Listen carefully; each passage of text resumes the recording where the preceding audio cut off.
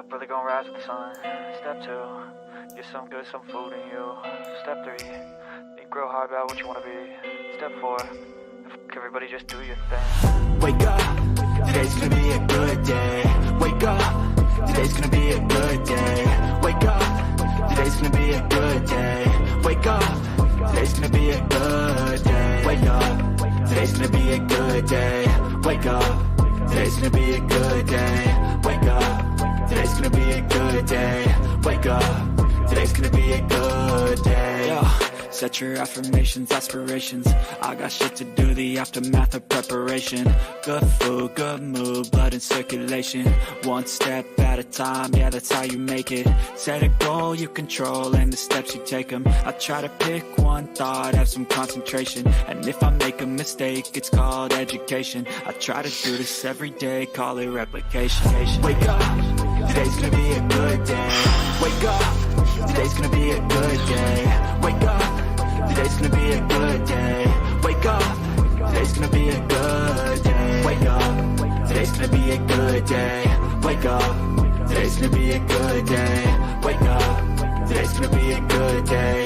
Wake up, today's gonna be a good day. So life ain't easy, yo, I think there's a reason though. Ups and downs, just like every different season, yo. Sometimes I'm high, other times I'm barely breathing, though. I always gotta fight and hide from the demons, yo. Negative thoughts are poison, they rot. Head full of flies, so here come the clouds.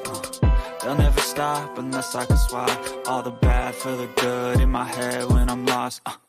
Yeah, so I'ma fake it till I make it. Positive thoughts are overtaken, I got patience. One day at a time is how you operate a cadence. A flow, you grow, you show yourself a foundation. Stay away from all the shit that causes temptation. I know that I like to do it cause it's sensation. I live my life in my head like a narration. Don't expect greatness, do my best, man, I'll take it. Wake up, today's gonna be a good day. Wake up, today's gonna be a good day. Wake up, today's gonna be a good day. Wake up, today's gonna be a good day. Wake up, today's gonna be a good day. Wake up, today's gonna be a good day. Wake up, today's gonna be a good day. Wake up, today's gonna be a good day. All right, today is going to be a good day. Welcome, everyone. Thank you for joining for the Authentic Lawyer Summit. This is day 2 of the Authentic Lawyer Summit. We have been blown away by the responses we're getting. We're live streaming right now on YouTube, on LinkedIn. We're on Facebook and Twitch and like a dozen other places. And we're joined by people from across the globe. So welcome, welcome, welcome, everyone joining in. We've got people joining in from, yeah, I love this intro song too, Tara. It's great. I'd love to know, where are you joining in from? I think over the last 2 days, we've had people joining in from South Africa, from like Johannesburg, South Africa. We've had people joining in from New Zealand and Hong Kong and all across Asia. We've had people joining in from Europe, Nigeria, Egypt, London, Germany. And I'm obviously mixing up countries and cities here. That's totally my bad. Obviously, we got people from the US and Canada. This is turning out to be an incredible event, a global event of legal professionals. We're coming together and discussing real topics that most conferences don't really talk about. And our intention here is so that we can bring out the true authentic self into our profession, into our work. That's the purpose. That's the energy behind this. I'm seeing so many incredible, comments coming in. Emma, great to see you from Toronto. We're having some great people. We've had some great talks already. I want to take a couple of moments to recap what we've been discussing over the last day and a half or so. Yesterday, we had a session on mental health, another session on women in law. This morning, we had an entire session on parenting. And one of the themes that's coming up from all of this is that there's a systemic issue in the legal profession. Systemic issues that makes it taboo, that makes us want to push down our true realities, push down our personalities, push down our more human selves, and kind of repress that because it isn't professional enough. It doesn't make us appear like workhorses that we are supposed to be at all times. But as increasingly all the speakers have been talking about, no, it's time to let that guard down. It's time to embrace who we are. If we have an issue with our mental health, we need to prioritize that. if we're someone who's is a woman-in-law and we're not getting a chance to get up on stage and get our moment in the spotlight, it's time to raise our hand and no longer wait for someone to choose us, but for us to choose ourselves. This morning we talked about parenting, and we talked about how there's so much pressure to appear as the quote unquote perfect parent. And this burden is especially difficult for women, where they not only do they get passed up for promotions, opportunities, etc., because they've just become mothers, um, but even for dads, right? There's a lot of pressure for dads. And it's time to start shaking that narrative away and embracing a more authentic narrative. We're in the 21st century. Every other industry has changed. We're meant to bring our true authentic selves up to the spotlight. And that's what this session is all about. How do you set yourself up apart with smart business development? Not the business development you might have heard about back in the day, where you go on these long golf games and go on these long lunches. That still works in certain contexts, but it doesn't work for everyone. It's about how do you embrace your personality, your strengths, your story, your unique proposition to set yourself apart, get the business, and create the type of abundance, the kind of opportunities, the type of time control, all of those good things that you're looking for in this career that comes when you do smart business development. So we're excited to get started with that. Aaron, how are you feeling so far about what we've been doing? It's been awesome, and the idea of this authenticity piece, like everyone who's been talking, I know all the people have been attending, like people are resonating with it so much because everyone wants to be doing this, and I don't think there's of all the topics, the biggest ROI for sure is being authentic for business development. Everything else is great authenticity from the personal side, but if you talk about personal plus monetary plus happiness, fulfillment, all these things, business development, I mean, Dal, you and I are practicing what we preach. Like we're co-running a law firm together. By day, we're running Build Your Book, which we'll talk more about later. We're doing this event. We're not sitting here, as people who gave up the practice of law 25 years ago, telling you how to do business development when we don't even know what's happened in the last 20 years. This is very different. I've built, a seven-figure book of business over the last couple of years from nothing, literally just by following best practices, working with you, and being myself. And I wouldn't have it any other way. There's a reason I made certain career moves. You joined the legal industry. That was completely unexpected. I inadvertently dragged you in, and you are continually amazed at what you see in the legal industry. And the good thing is, and if anyone read my post about the summit a couple days ago, I thought I was behind a few years ago, and I was. But on the business development side, that gap to catch up is so small because this entire profession is behind. Unfortunately, it's also behind on mental health and on treating women fairly and on, you name it, all the other topics we're covering. So I'm really excited today because if you're here, you're going to have a huge leg up. We've got an amazing group of speakers, including Chad, coming up shortly. And if there's anyone who's all about authenticity and showing his true self, it's definitely Chad. But in the meantime, let me share my screen quickly. We'll just get the brain turning a little bit. See if Dowell has a good day here. You're doing this just to pick on me, just to embarrass me every Dowell time. Here. All right, business development, or as I like to say, can we call it sales yet? So if everyone wants to just head to mentee.com. If you've been here earlier, you know the drill. Enter in this code 1495-7819. So just toss that in quickly on your smartphone, on your computer, wherever you're joining us from. Mentee.com 1495-7819. And if you've joined any of our sessions, we start every single one this way. It's all anonymous. We'll see responses as they come in. How are you actually feeling today? It's the afternoon in some places, the morning in others. Might be the really early morning if you're in Australia or somewhere else. How are things going? All right. We got lots of people in a good mood. That theme song from Dallas getting things going there. Is it the weekend yet? Or a mixed bag? Because we're being honest here, right? It's not always going well. And I think often we try to cram in business development at that perfect time, and that perfect time just doesn't exist. All right, let's do a quick little brain teaser, and then we'll get right over to Chad's talk here. All right, so this one's really tricky. If you think you know the answer, toss it into Mentee over here. There is a word in the English language in which the first two letters signify a male, the first three letters combined signify a female, the first four together signify a great man, and the whole word a great woman. What is that word? This one is super hard. If anyone gets this, I'm impressed. Take a moment. If you can figure it out, toss your answer into here. Can I Google it? Does that count? No.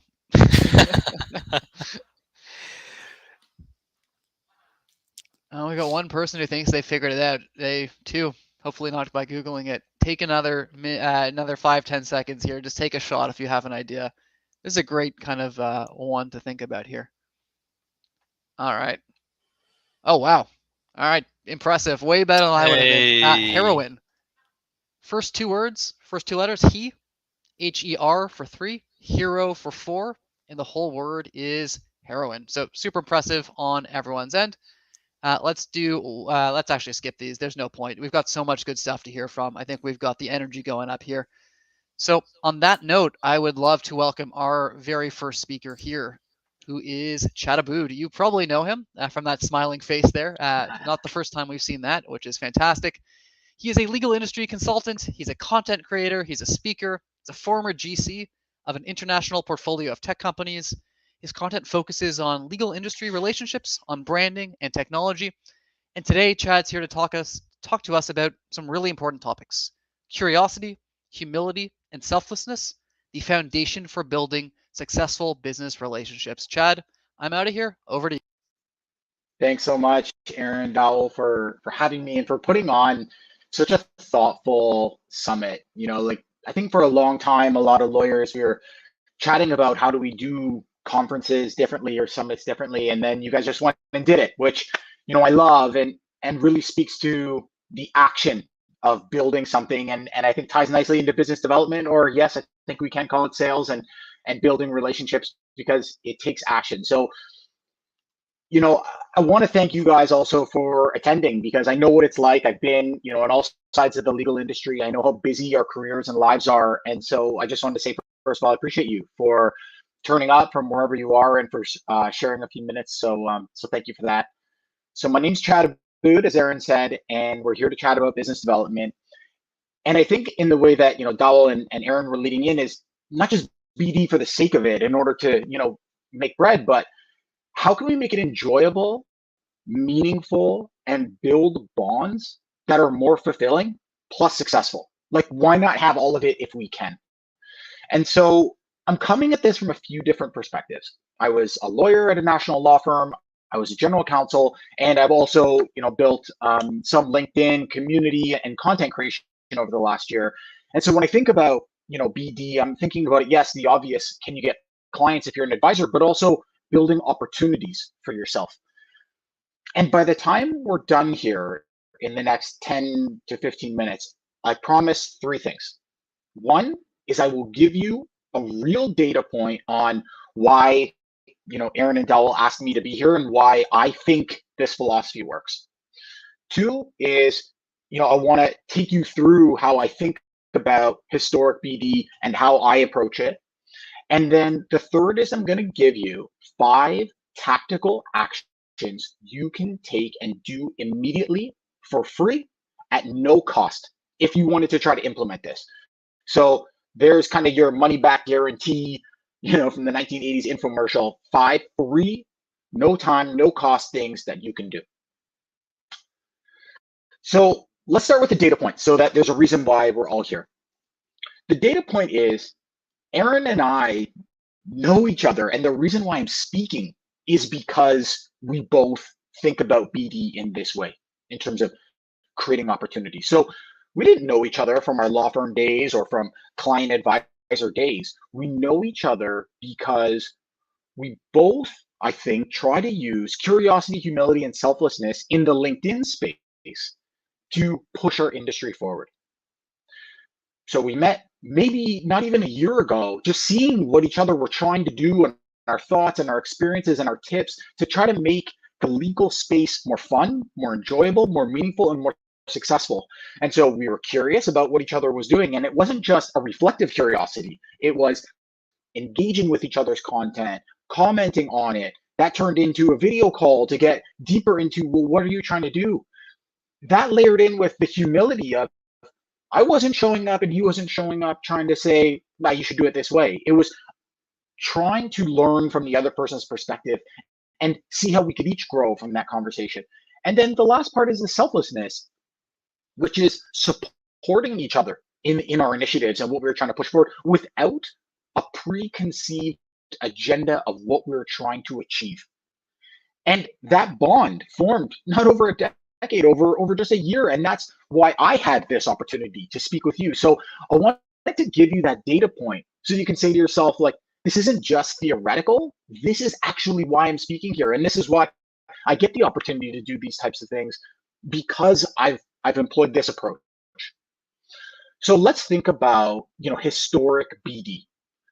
The way that I describe it to people is like that one lever sales pitch. We are the smartest. And I think there's 3 really obvious flaws with that approach. The first is it simply can't be true. It cannot be true that everyone who says they're the smartest at all of the things is actually the smartest. There's too many smart people out there. So when I hear that lever, I automatically have an orange flag if that's the pitch. The second is, even if we are smart in that area, nearly everyone we compete against in that segment for those clients is also smart.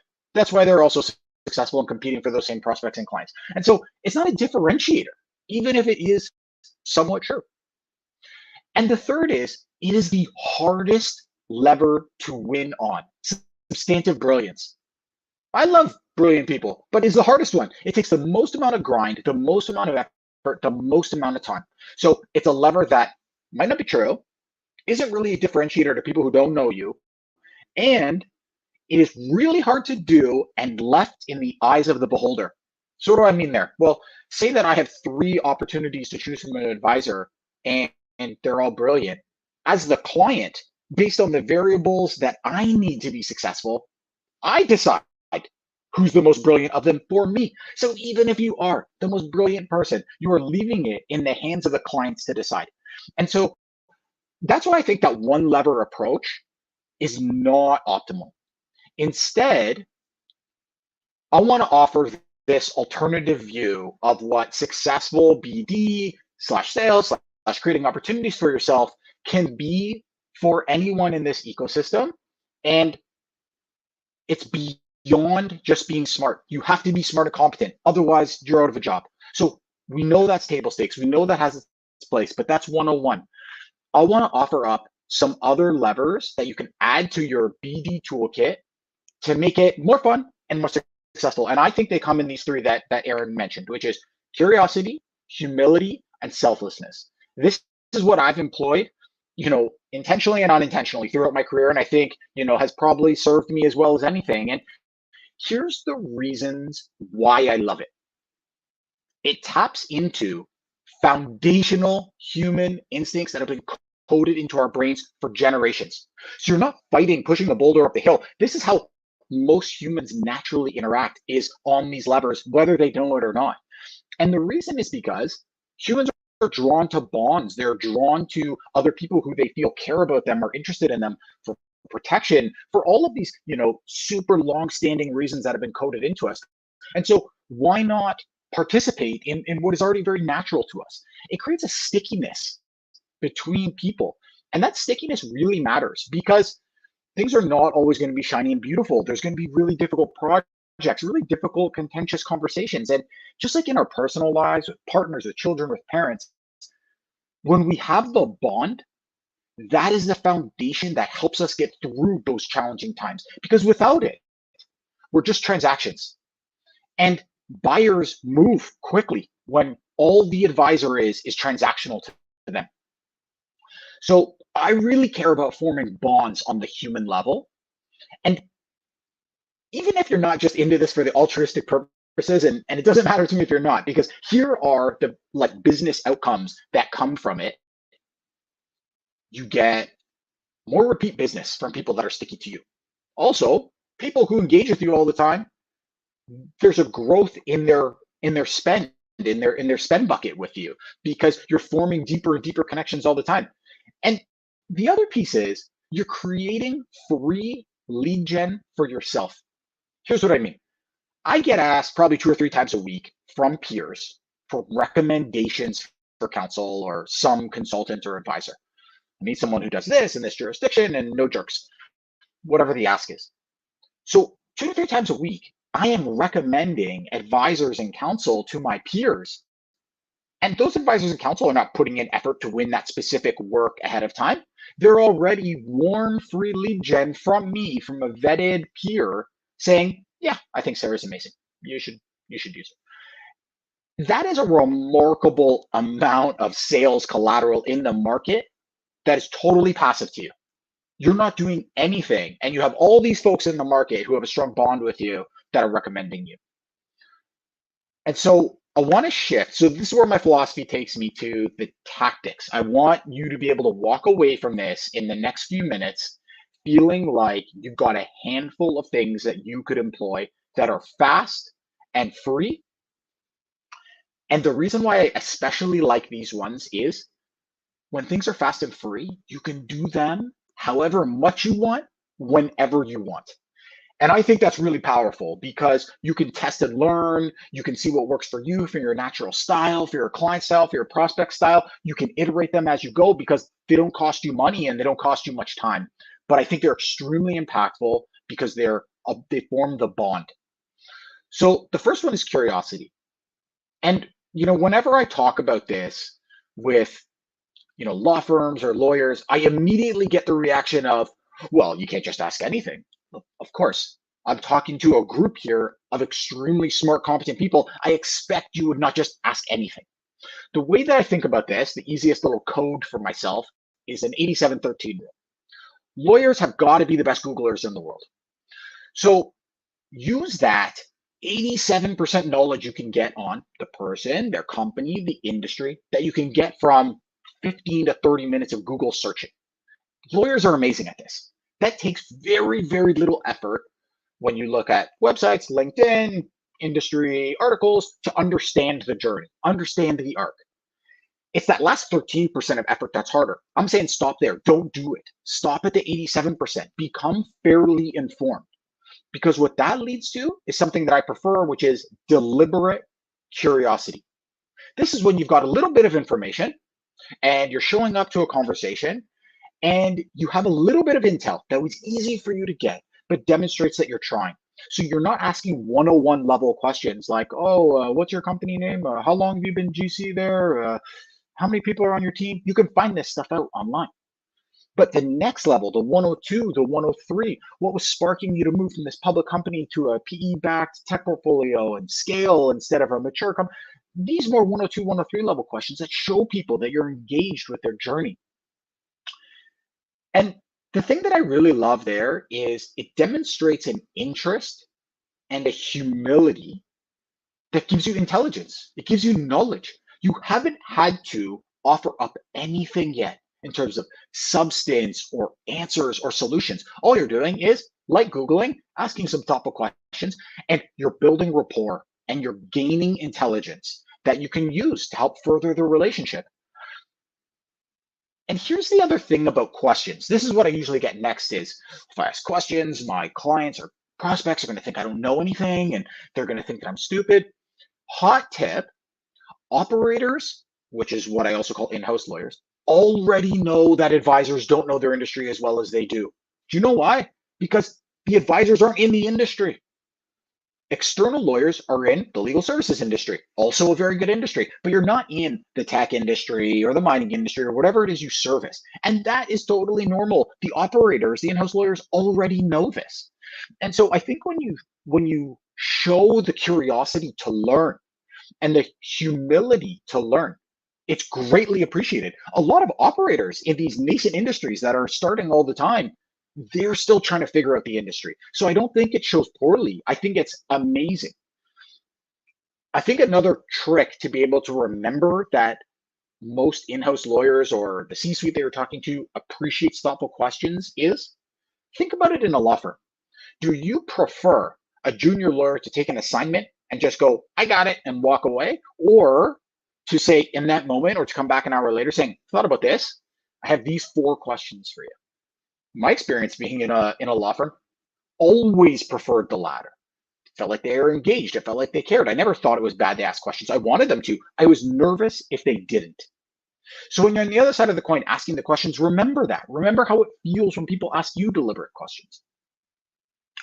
So that takes us to the humility piece. Oh, yeah, thanks, Emma.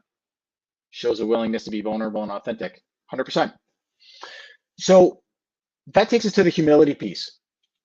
So now you've formed this bond, and the client or the prospect already feels like they like you. You haven't had to offer up anything yet. You're just learning. And you can use that intelligence to tailor the style of your work. And this is a way you can do it.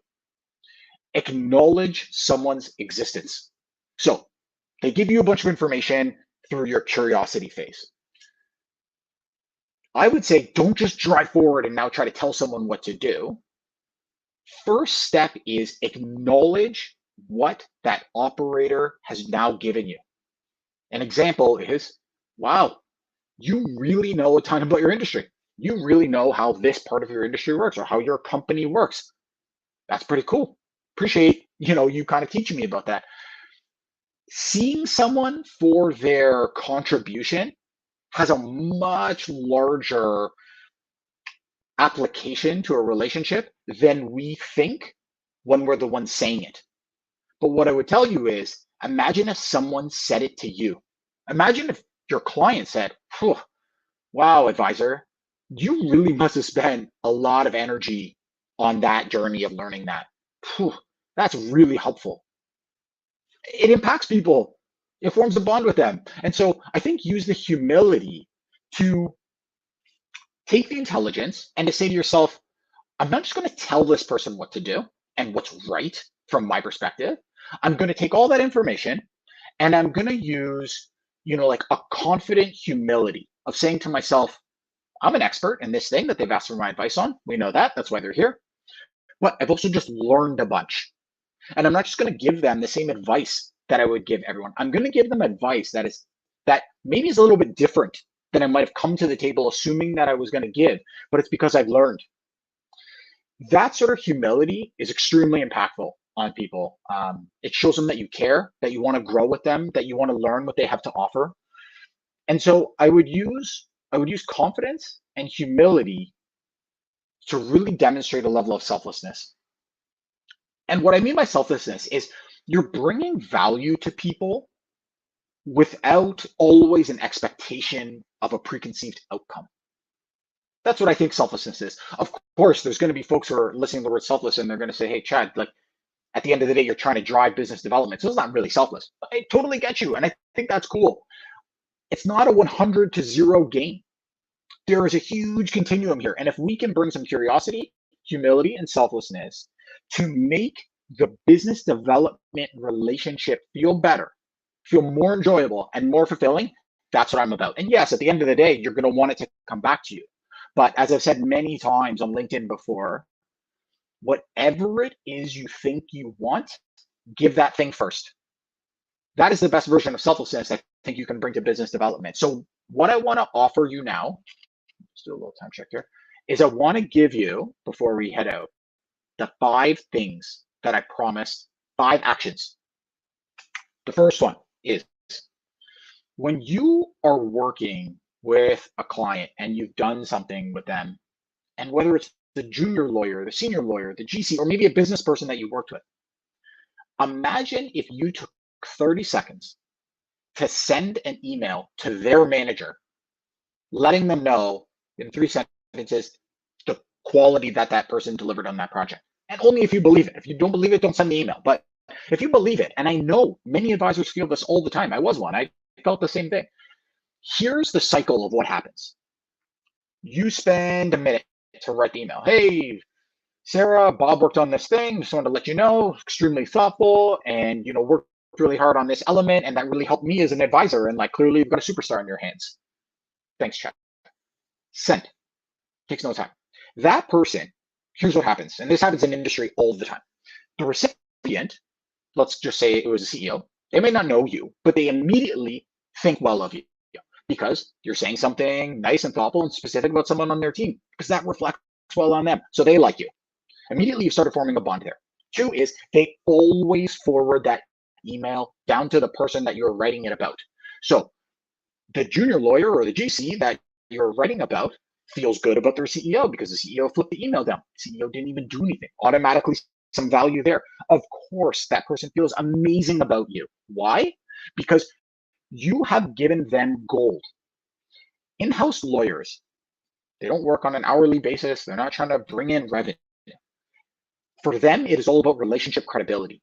And if an amazing advisor is saying how great that internal counsel is to the CEO, how much gold do you think that is for them? They love you for that. You also will probably get 2 nice emails back from those folks. So that example is to show you doing all of the substantive work and not capitalizing it by sharing the things you already think in your mind for free. That takes 30 seconds is a massive waste, in my opinion. Here's an online version of that. LinkedIn. Are you engaging with your prospects and clients' content that they're putting out there? We know LinkedIn is a 99% consumers, 1% creators game.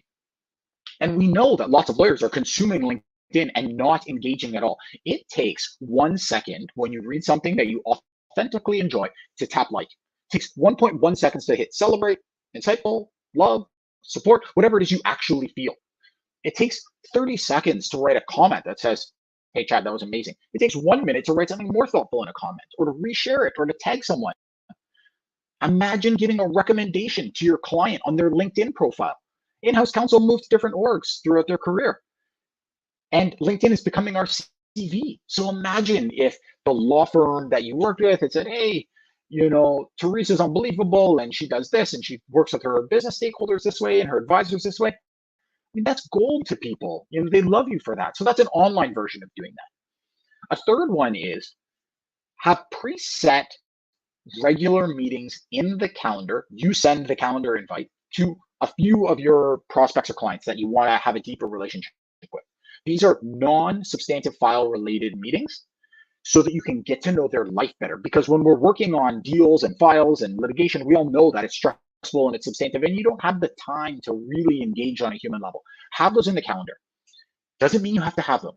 Again, it's not a 0 to 100 game. You can change it. You can miss one. But put the meeting in the calendar once a quarter just to say, hey, this is off the clock time. I'm not charging you for this. I want you to know. I just want to get to know you more and your journey because I care about it and it's more helpful to me and as an advisor. This kind of stuff, and I've done this with different advisors before, and I am much more deeply bonded to them as my longstanding advisor when they do this because I have more of a human connection. A similar one to that, a fourth one is encourage 10-minute steer conversations at no cost. Now, either you can do it, you know, if your firm allows for it, you know, do it at no cost. If there's complications, you can build that time in later. Listen, clients, I can say at least for myself, clients don't really care about the time they're paying for, they care about the value.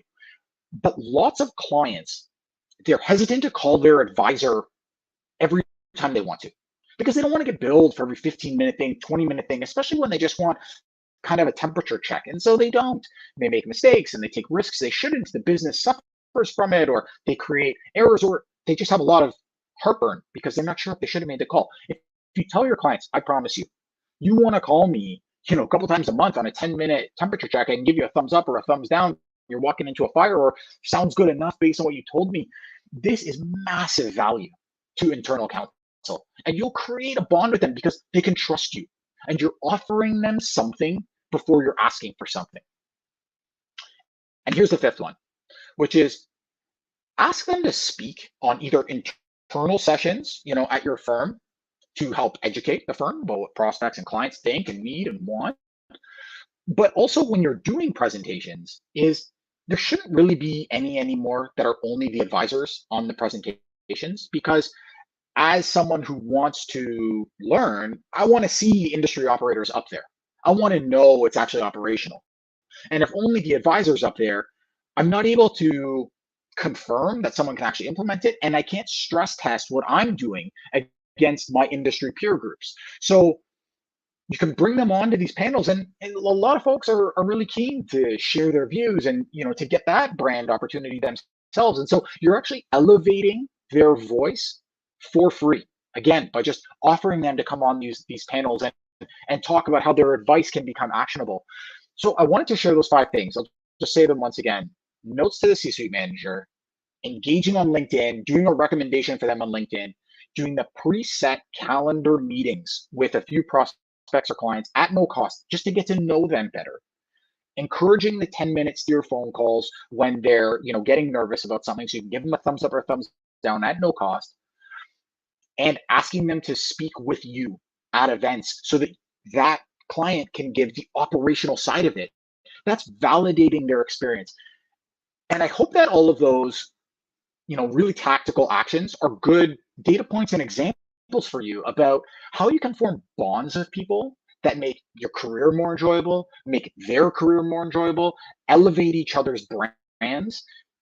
And you're not really adding any cost or time into your life. All you're doing is sharing and exchanging the good ideas that are already going on in your mind instead of only moving from substantive piece to substantive piece. I've been doing this, intentionally and unintentionally. I think a lot of my life, I think I only kind of came to the value of this over the last year or so. But as I've become, more aware of its impact and its value, I've been able to double down on it, and it's made my life more enjoyable. It's made my career more enjoyable, and it's created opportunities for me that I could never have conjured up on my own from the ones I saw in front of my face, including being here and having the opportunity to speak with you. So Aaron, Dowell, everyone who's joined, I want to say thank you guys so much for giving me the opportunity. I want to thank you guys for putting on such a thoughtful conference. This is the kind of thing that makes an impact. And so I just wanted to reflect back to you guys that this stuff matters. You've made a big impact here. Amazing, and appreciate it so much, Chad. And fantastic talk. No surprise there. I mean, everything I've seen when we've chatted online. The energy you bring, the enthusiasm, the passion, and I think most importantly, the authenticity to everything you do. And I know in the comments as well, people are chiming in there.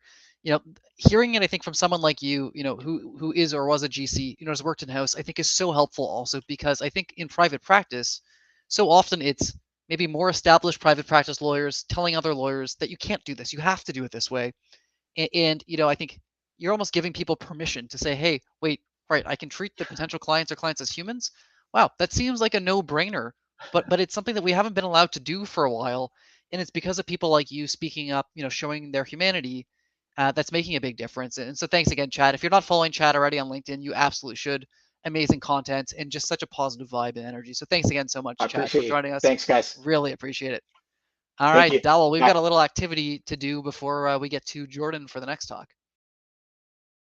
Yeah, one of the things that I loved what Chad was talking about. Taking these little actions every single day can really snowball into something quite massive. And actually, as someone who runs biz dev at our firm, as someone who's been coaching a lot of lawyers from across the globe really on how to get into the biz dev habit, I'm a big proponent of doing things stupid small. New Year's is right around the corner. A lot of people end up taking out a New Year's resolution to lose some extra weight. And what do? They join the gym. The first week of Jan, the gyms are full. The second week, they're half full. By the third week, it's down back to the regulars. And so that's a pretty bad way of getting on that habit. A much more saner way, a smarter way of doing it, is to do something stupid small. So you get down and you do a single push-up. And you do that much, and you give yourself permission to do just that much. It counts. And I think quite often doing business development is quite similar. I think Chad shared these beautiful little tips, these 5 things you can start doing right away. And that is exactly what we're going to do right now. I want you to take out your phone or open up your LinkedIn tab and send out that message to that one person, maybe 2 if you got a little bit more time, over the next 5 minutes, that message that you've been procrastinating sending. Make it stupid small. Don't think about sending out this long-winded email. People are human. No one has time to read long emails anyways. So go out there, maybe pull out your phone, send that text message, go send out that email right now to someone to get that ball rolling. I think it's going to make a huge difference. We're going to come back in just 3 to 5 minutes, and we're going to move on to the next speaker. And as you do, leave a comment in the chat with the stupid small action you took. Did you send out that email? Did you send out that text message? Did you do what Chad said and send an email appreciating someone to their manager? That makes a difference. Leave a comment in the chat. Norman Bacall joining us as well. Great to see you. Really useful for the entire generation, Chad. Great to see that as well. Actionable tips. It's all about the small steps. So please take that small steps for the next couple of minutes, and we'll come back in just a few minutes. And I'll play some music again. I know a lot of you like that song, so I'll do that.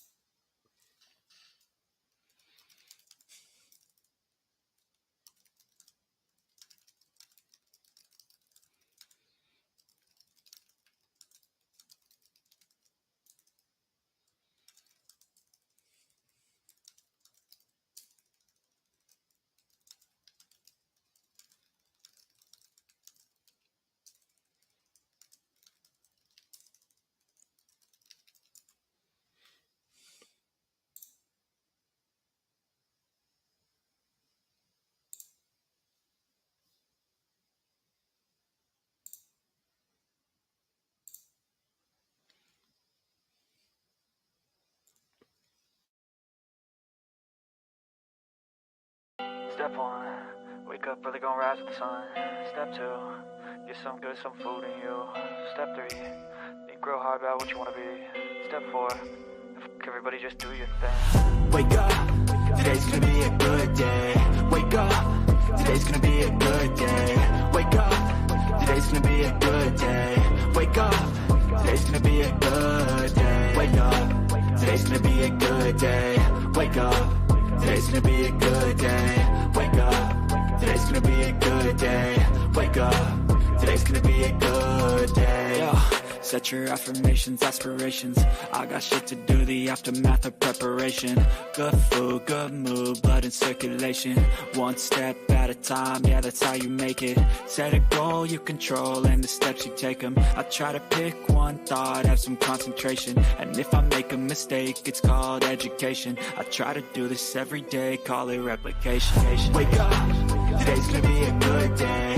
Wake up, today's gonna be a good day. Wake up, today's gonna be a good day. Wake up, today's gonna be a good day. Wake up, today's gonna be a good day.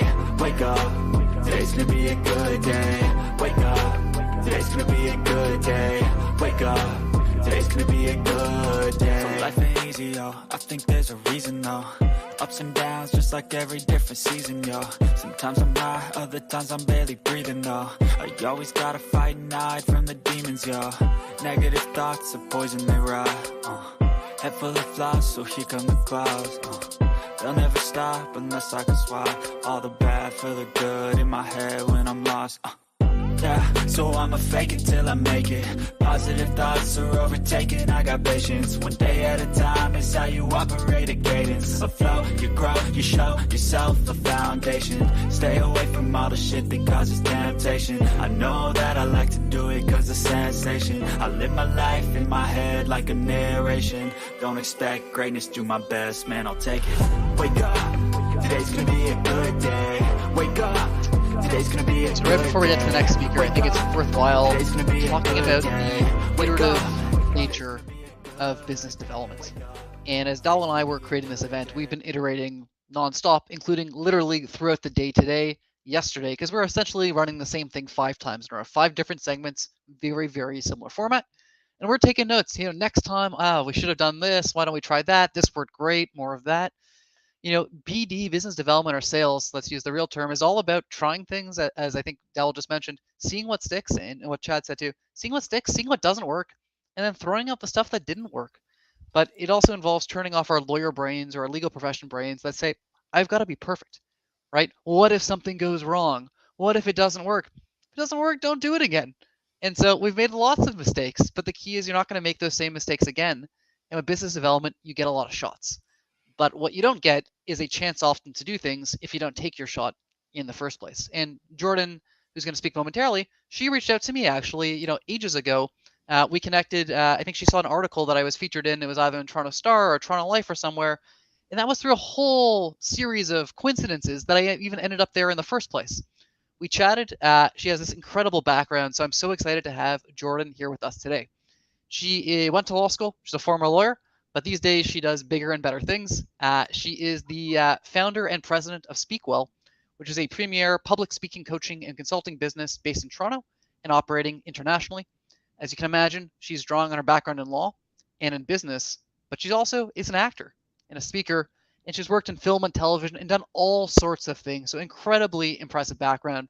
And what that allows her to do is expertly equip professionals and teams to lead authentically, to overcome public speaking anxiety, and to confidently command the room, and these days, almost even more importantly, command the screen. So Jordan, so glad you're here, and take it away. Aaron, thank you so much. You can hear me, right? Someone will say something if they can't? Perfect. Well, I would firstly want to congratulate you on this incredible conference. I'm having such a blast. And I don't need to give you the spiel on my background. Maybe I've crossed paths with some of you in my very short stint in the legal world. But now at Speakwell, I definitely do combine that legal training with my business mind and my experience acting. And now at Speakwell, the clients I work with are pretty diverse. And I kind of want to start with that because working with Fortune 500 companies like Comcast and Merck, tech companies like Shopify, foundations, consulting firms, media outlets, publishing companies, founders and small startups. These are all businesses of various sizes. However, there is one group that is noticeably underrepresented among the types of people who are seeking to elevate their communication skills. And can anyone guess what that group probably is? I'll wait for the chat to come through, but it's lawyers. And to me, that is incredibly ironic because speaking is such a huge part of succeeding in the legal industry.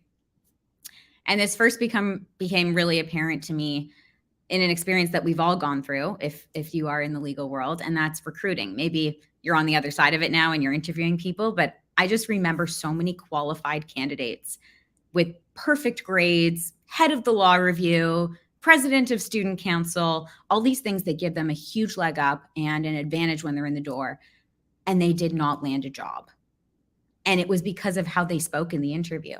So I discovered that how you speak, even in the legal world, can be the thing that holds you back or the thing that becomes your greatest competitive advantage. And that is what I believe it truly is. And by the way, this is not about fake it till you make it or saying things that aren't true. It's really about developing a skill that helps you showcase everything that is true, how bright you are, your experience, your potential, all of that. And by the way, I wrote an article about that Huffington Post published, if you want to check it out online to read all about the tie between communication skills and interviewing for law jobs. Just head to Speakwell's website after, it's under resources. But what's really important to note for all of you, because you're not going for law jobs right now, is that this continues throughout your legal career and as you ascend within your legal career. Because when you're a junior lawyer, no, people don't really expect you to know anything, but you still really do need those verbal communication skills. You need to communicate the hard stuff to your boss, who in that case is your client. You need to instill confidence in them that you can take on their client's most prized work. Then you become more senior, and maybe now you are client facing. Congratulations. And when you're put on the stand and a client asks you a question, you have to ask yourself, are you using those physical delivery cues, for example, eye contact, facial expressions, hand gestures, to show them that they are in the best hands? Now, you're no longer a senior associate. Maybe you were on a partner track, you have a few more gray hairs, and you're a surrogate for the firm, essentially. You are asked to sit on panels. You are the first impression of the firm. You are tasked with networking, and you really need to influence the conversations that you're part of. This skill, as we see, which starts even before your legal career all the way until you're at your peak, this is only going to become even more important in the near future. We have AI doing contracts and writing people's wills for them. So what I'm noticing is that the competitive advantage is shifting away from those technical skills and shifting toward this more nuanced, human, softer, but not so soft skills like communication. Now, the good news is that if you are smart enough to do okay on the LSAT and get into law school and pass the bar exams and get a job in at a law firm and do well within that legal career, you can definitely work on this learnable skill. And Speakwell has coaching programs and courses that break this down into a replicable process. But for the purposes of today, and I know you don't have a lot of time, so I'm going to give you a few practical tips, things that you can implement immediately. I'll give you 3 tips. So the first one is, it's common sense. It's not really common practice, especially in a profession where lawyers love to talk. So that this first tip is to listen, and to really listen, and ideally listen more than you speak. And the reason I say this is because when you are networking, for example, when you're meeting with another lawyer, when you're taking that first call with a prospective client, when you're presenting to other partners, really whatever the speaking situation is, just listen and don't interrupt. You will gather so much information about these people and their needs and their interests. And then when it is your turn to speak, you are armed with information to really help them meet their needs, be as helpful as possible to them when the talking stick is yours. So that's tip number 1. Tip number 2 is to train your mindset. Mindset is huge. It's an absolute game changer for your confidence. And that confidence will show up in how you speak, just like how your lack of confidence will also show up in how you speak. I'm sure some of you are familiar with the term uptalk or upspeak. It's like when you ask a question, or it's you say something and it sounds like a question. You'll say, "Hi, my name's Jordan. I work at Speakwell. I work at this firm, and this is what I do, and these are the clients we serve." And that shows a lack of confidence in what you do. You don't sound very certain. You're seeking affirmation. When you hone your mindset to be very robust, all of that will dissipate. And similar to what Aaron was saying at the beginning, is you don't need to be perfect. But my advice here is read books, meditate, potentially get a coach, but work on that mindset because it will serve you well in all aspects of your life. Third tip, keep things simple. Now, a huge stereotype about lawyers is that they speak in legalese and most people don't understand them. And there is truth to most stereotypes. What I'm saying here is don't be that lawyer. You likely already have this skill of simplifying things, but try thinking in shorter sentences and speaking in shorter sentences. This will make it easier for both you and for the listener to follow what it is that you're saying. It will make you less nervous because you'll have a little bit of that buffer time to think.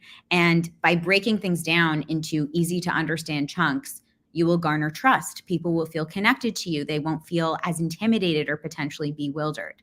So these tips, listening, training your mindset, and keeping things as simple as possible, they're key, because even if you're absolutely brilliant, if people don't understand you, you will not be perceived as intelligent. And that's really important to building your book.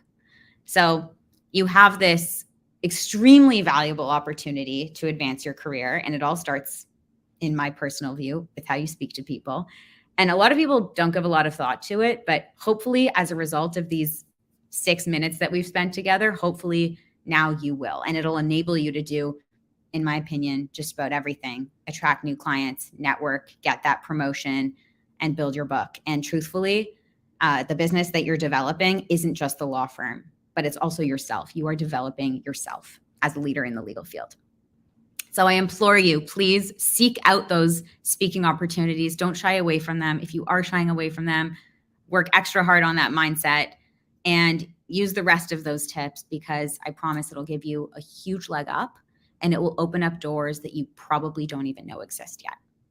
So with that, I want to say thank you and reach out to me anytime. I love talking about this stuff. letspeakwell.com is my website, and you can get my email there, and I'd love to connect. Amazing. Thank you so much, Jordan, for your talk. And I mean, there was just so much I resonated with. It just reminding me of both the good I've seen and the bad I've seen. You know, this tendency I think often for lawyers are like, oh, I'm gonna show the client how complicated it is, and that's why they're gonna need to hire me, because only an expert like me could sort it out. But they just overwhelm the client so much. The client's like, I don't even want to do this anymore. I'm abandoning what I thought was an idea. This sounds so stressful. And again, I think, goes back to what Chad said and what you talked about. We're dealing with humans here. Business development is all about connecting with other people. And if we lose sight of that, we get in trouble. And as you said, that listening piece, so important.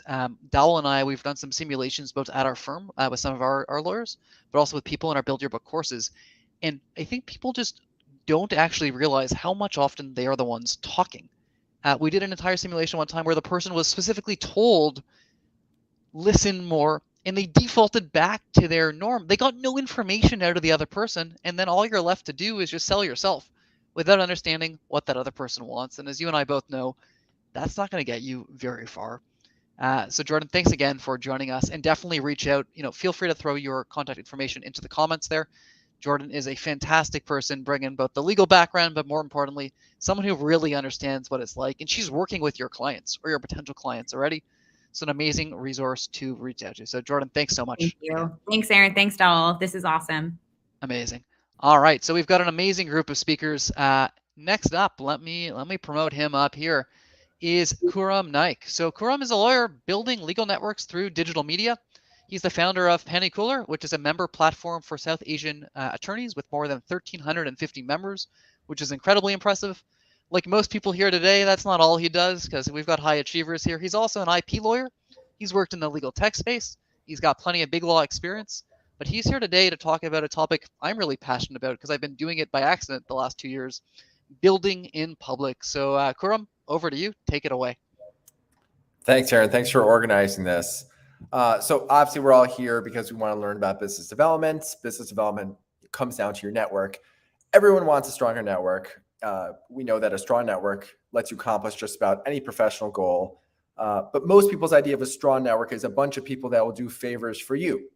But how are people supposed to know what favors to do for you, and why would they be compelled to do favors for you at all? That's what building in public solves.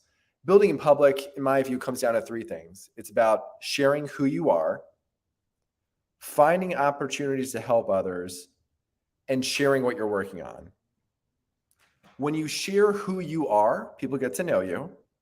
When you find opportunities to help others, people become invested in you. And then when you share what you're working on, people come to you to help you find solutions. So let's break this down. We'll begin with sharing who you are. Raise your hand. I don't know if we had that function, but raise your hand if you're an introvert. Lawyers, we're all a bunch of introverts. Lawyers have a stereotype of being overly confident, outspoken types, but in reality, we're just a bunch of shy nerds. And most of us dread walking into a networking event and having to make small talk with a bunch of strangers. The internet changes all of that. Social media makes it easier for you to share aspects of yourself with others. You can do it asynchronously, and people will self-select into engaging your message. I can't just walk into the middle of a networking event, a conference event, or whatever event, start telling a story and just expect people from random groups just to leave, their ears perk up and they walk over to me. But the internet plays by different rules, and we can use that. So I, like Aaron was mentioning, I myself has stumbled on these principles by accident. In the early pandemic, I noticed that law students were getting whiplash from the market change. I happened to graduate from a non-target school in a rough market, so I learned how to build relationships in law school that I used to break into big law. So I started sharing those principles on LinkedIn. I shared about the challenges I faced in breaking into big law. I shared setbacks experience, bombing my first semester, how many lawyers it took to meet until I got my final job, trade-offs I made along the way, and I shared specific techniques on how to overcome these obstacles. I noticed a couple things. Law students were grateful, and I made new friends there, and now many of them are practicing lawyers and have really promising careers already. But what was really interesting was that posting for law students put me back in touch with lawyers I hadn't spoken to in a while, either in the comments or the DMs. Sharing ideas in public helps people connect with you. You become a beacon. Even if those ideas don't directly impact someone's career, if they can relate to the ideas, they can relate to you. And if you're looking for a basic formula on how to share, I evaluate, if I choose to share something, I choose the framework that I use is this helpful? In my formula, helpful is the intersection of vulnerable plus insight. If you're not vulnerable, you're not saying anything that's hard won. And people they're here for the hard won insights. Those are the ones that count. But vulnerability alone is just catharsis or exhibitionism. You need insight. You need to say something that is simple but not obvious. Insight without vulnerability is just a pile of data.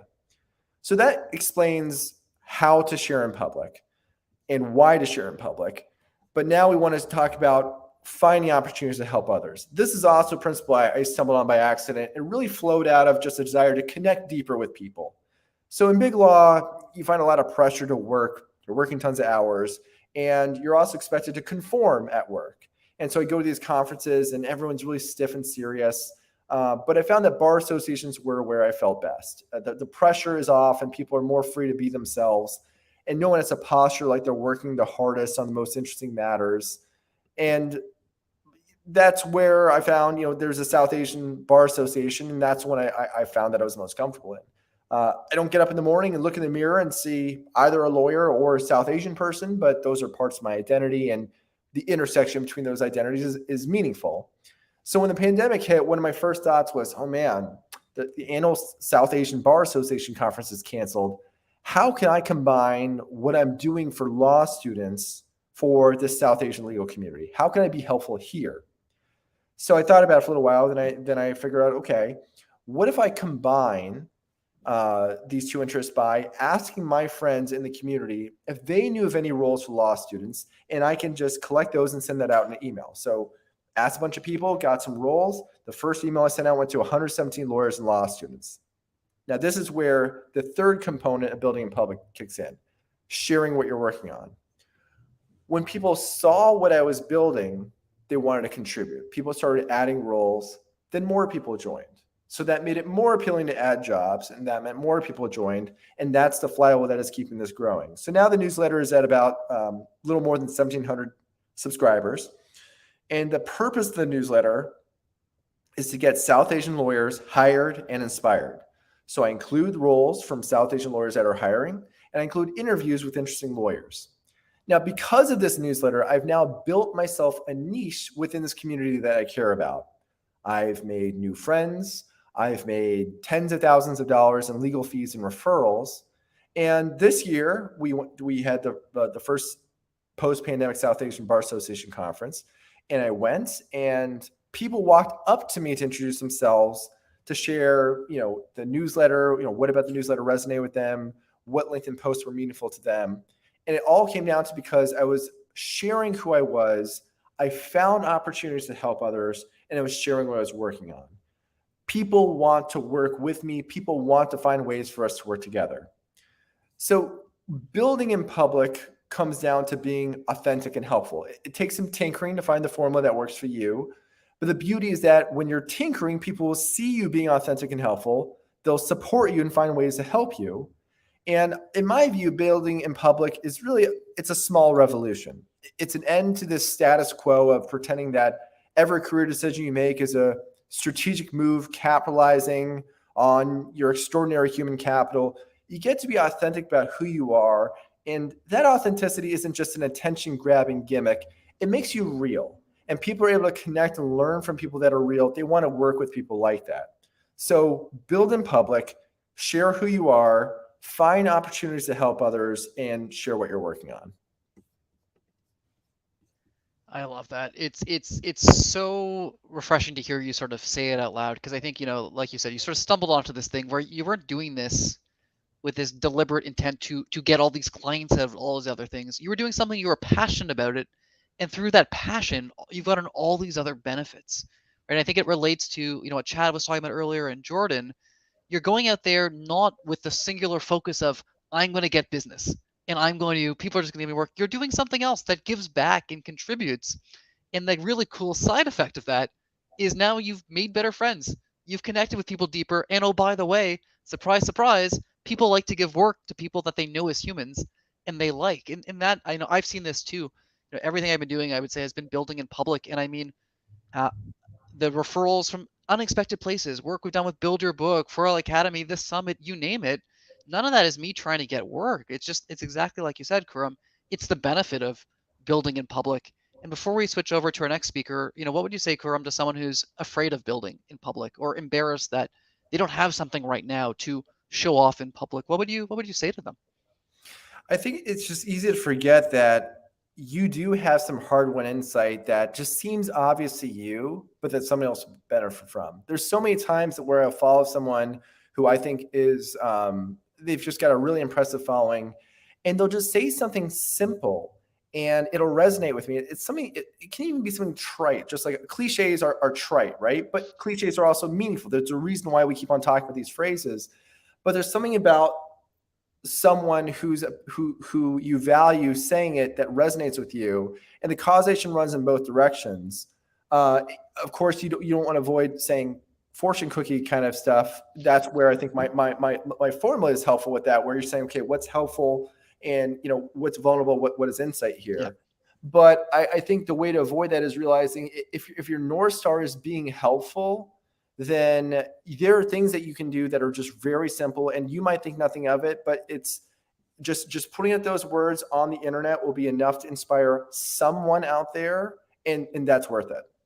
I love it. Yeah, as you said, if your North Star is being helpful, that's really it. All you're trying to do is trying to help people, and by helping people, sometimes you end up inadvertently helping yourself, which is not a bad place to be. It's a bonus benefit, but worst case scenario, you've helped somebody. So Karam, thank you so much for helping people today, joining us. And feel free to drop a link in the chat after, because I know lots of people may not have heard of some of the stuff you're doing. You're doing such amazing things, and we definitely want to make sure we are spreading the word there. So thanks again for joining. Thanks, Aaron. All right. So next up, another one of our amazing speakers. And I think it's, as I mentioned when Chad was speaking earlier, it's so important not just to hear from people in private practice, who have been doing it tried and true, but to hear from people in-house.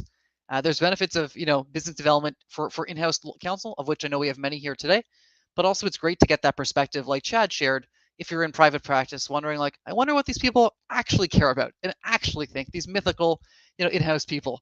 So joining us today is Brittany Leonard, and I'm so excited to hear her talk. She's an attorney turned experienced corporate counsel and a business director. Started her career, like many people, in a traditional law firm, but she knew that with her background in business and her working experience in business as well, she had more to offer. Geez, I resonate with that. She loves seeing businesses thrive and being the backbone to help facilitate that excellence.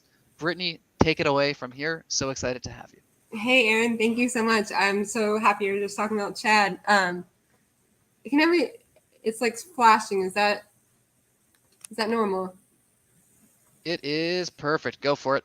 Okay, yeah, I don't know when you left, it starts flashing. Okay, so I'm here obviously to talk about in-house counsel being a strategic business partner. The reason I went in-house is because I had done business for so long before my legal career, and that's pretty much why, like, if you see my posts, if you see what I talk about, like, I prefer business any day over the law. And so that's what really brings me career happiness. And, when I think about how to be a strategic business partner, as an in-house counsel, it's very much different from, being a lawyer in a firm. So you really have to dive in and want to know everything about the business. You want to know the different people that you're going to be interacting with, the different personalities. This is not like I'm going to write a motion and then I'll never see it again. Like, you're going to be working with these people day in and day out. So like, you want to get to know people. You want to get to know, how they like things. You can't just be very set in your ways. You have to be very flexible. And, being flexible means, some people want it this way, some people want it that way. And you have to be able to negotiate different personalities, I guess you could say. You have to be a strategic thinker. You want to know not only right now, but what does the future look like? And one of the things I always say is you want to lower your risk tolerance by not only thinking of right now, but what's next. Like, short-term band-aids are not good, in the in-house world. And they're really not good anywhere, but at least, in a firm setting, you can do it, get it done, and it's on to the next.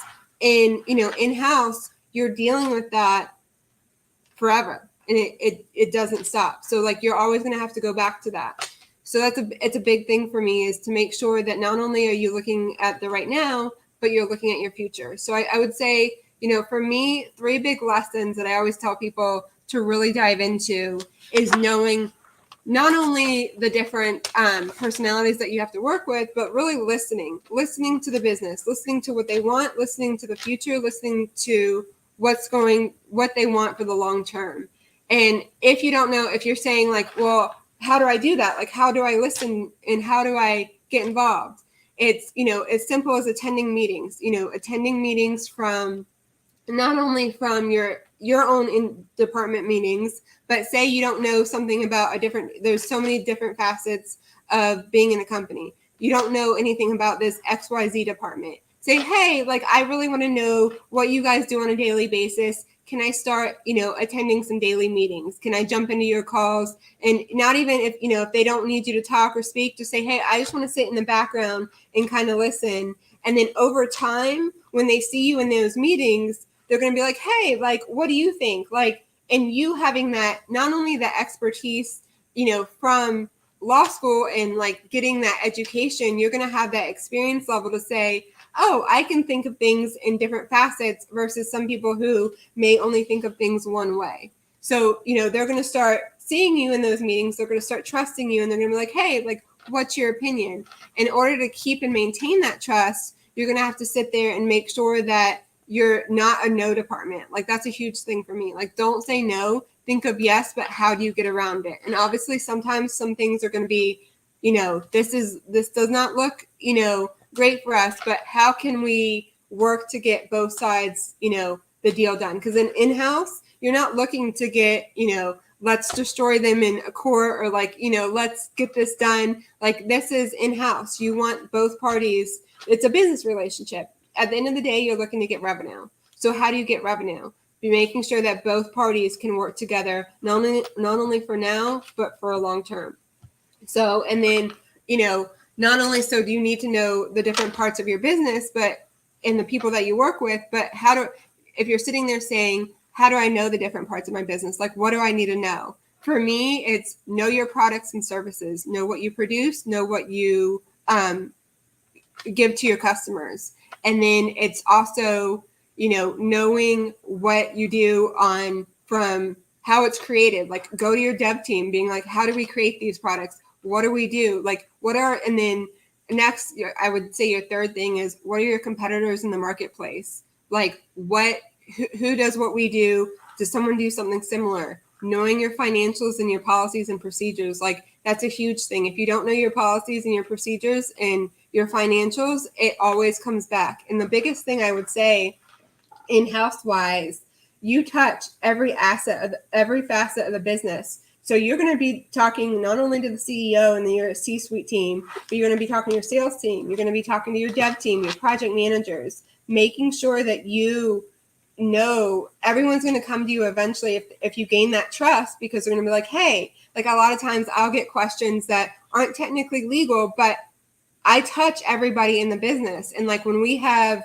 all hands meeting, we call it all hands, when everybody's involved in the business and quarterly meetings, people are like, hey, like, I know, I know my department, blah, blah, blah, but I'm the one that can sit there and say, I know all of you because I touch all of you. So, you really have to know what each department does so that they can rely on you and be that strategic business partner that they're looking towards. And I think, the last pretty much thing I want to say is, be a sponge, be flexible, and making sure that your time management, like knowing that you're not going to get everything done at all times, but making sure you prioritize what's important, what needs to get done, being flexible, being there for people, and then just making sure that you have the experience, you've done it, you've done enough from your background, your history, how to talk to people, how to communicate, gather those soft skills, and making sure that you're listening, you're being empathetic, you're understanding that the needs of the business come before, wanting to be a hard no, or, because if you always say no, you're never going to get anywhere. And at the end of the day, it's, yes, you're a lawyer, but at the end of the day, you work for a business. So you want to make sure that business grows and makes a profit. So I think that's pretty much the biggest things I can think of when I say, how to be a strategic partner. Amazing. And thank you so much for sharing that. Brittany, one question for you, and it's in the chat there from Gabby. So she says, amazing insight and advice. Completely agree with that. Is there any advice you have for graduate or junior lawyers starting their careers in-house? How do you get up it's a little bit different learning curve. Obviously, you got to learn business probably a lot more. The legal part might be a smaller department. How do you sort of, in the early stages of your in-house career, any advice you have for people? Yeah, I think that's a huge thing and a great question. I think it's really about contacting and getting involved with other in-house counsel, networking. There's so many people out there that are willing to help you. And obviously, Aaron, this is why I love what you do, like being there and saying like, hey, like, yes, I've been there, I've done that. Like, what do you need help with? What is the issue? And just kind of relying on people. And there's so many resources out there.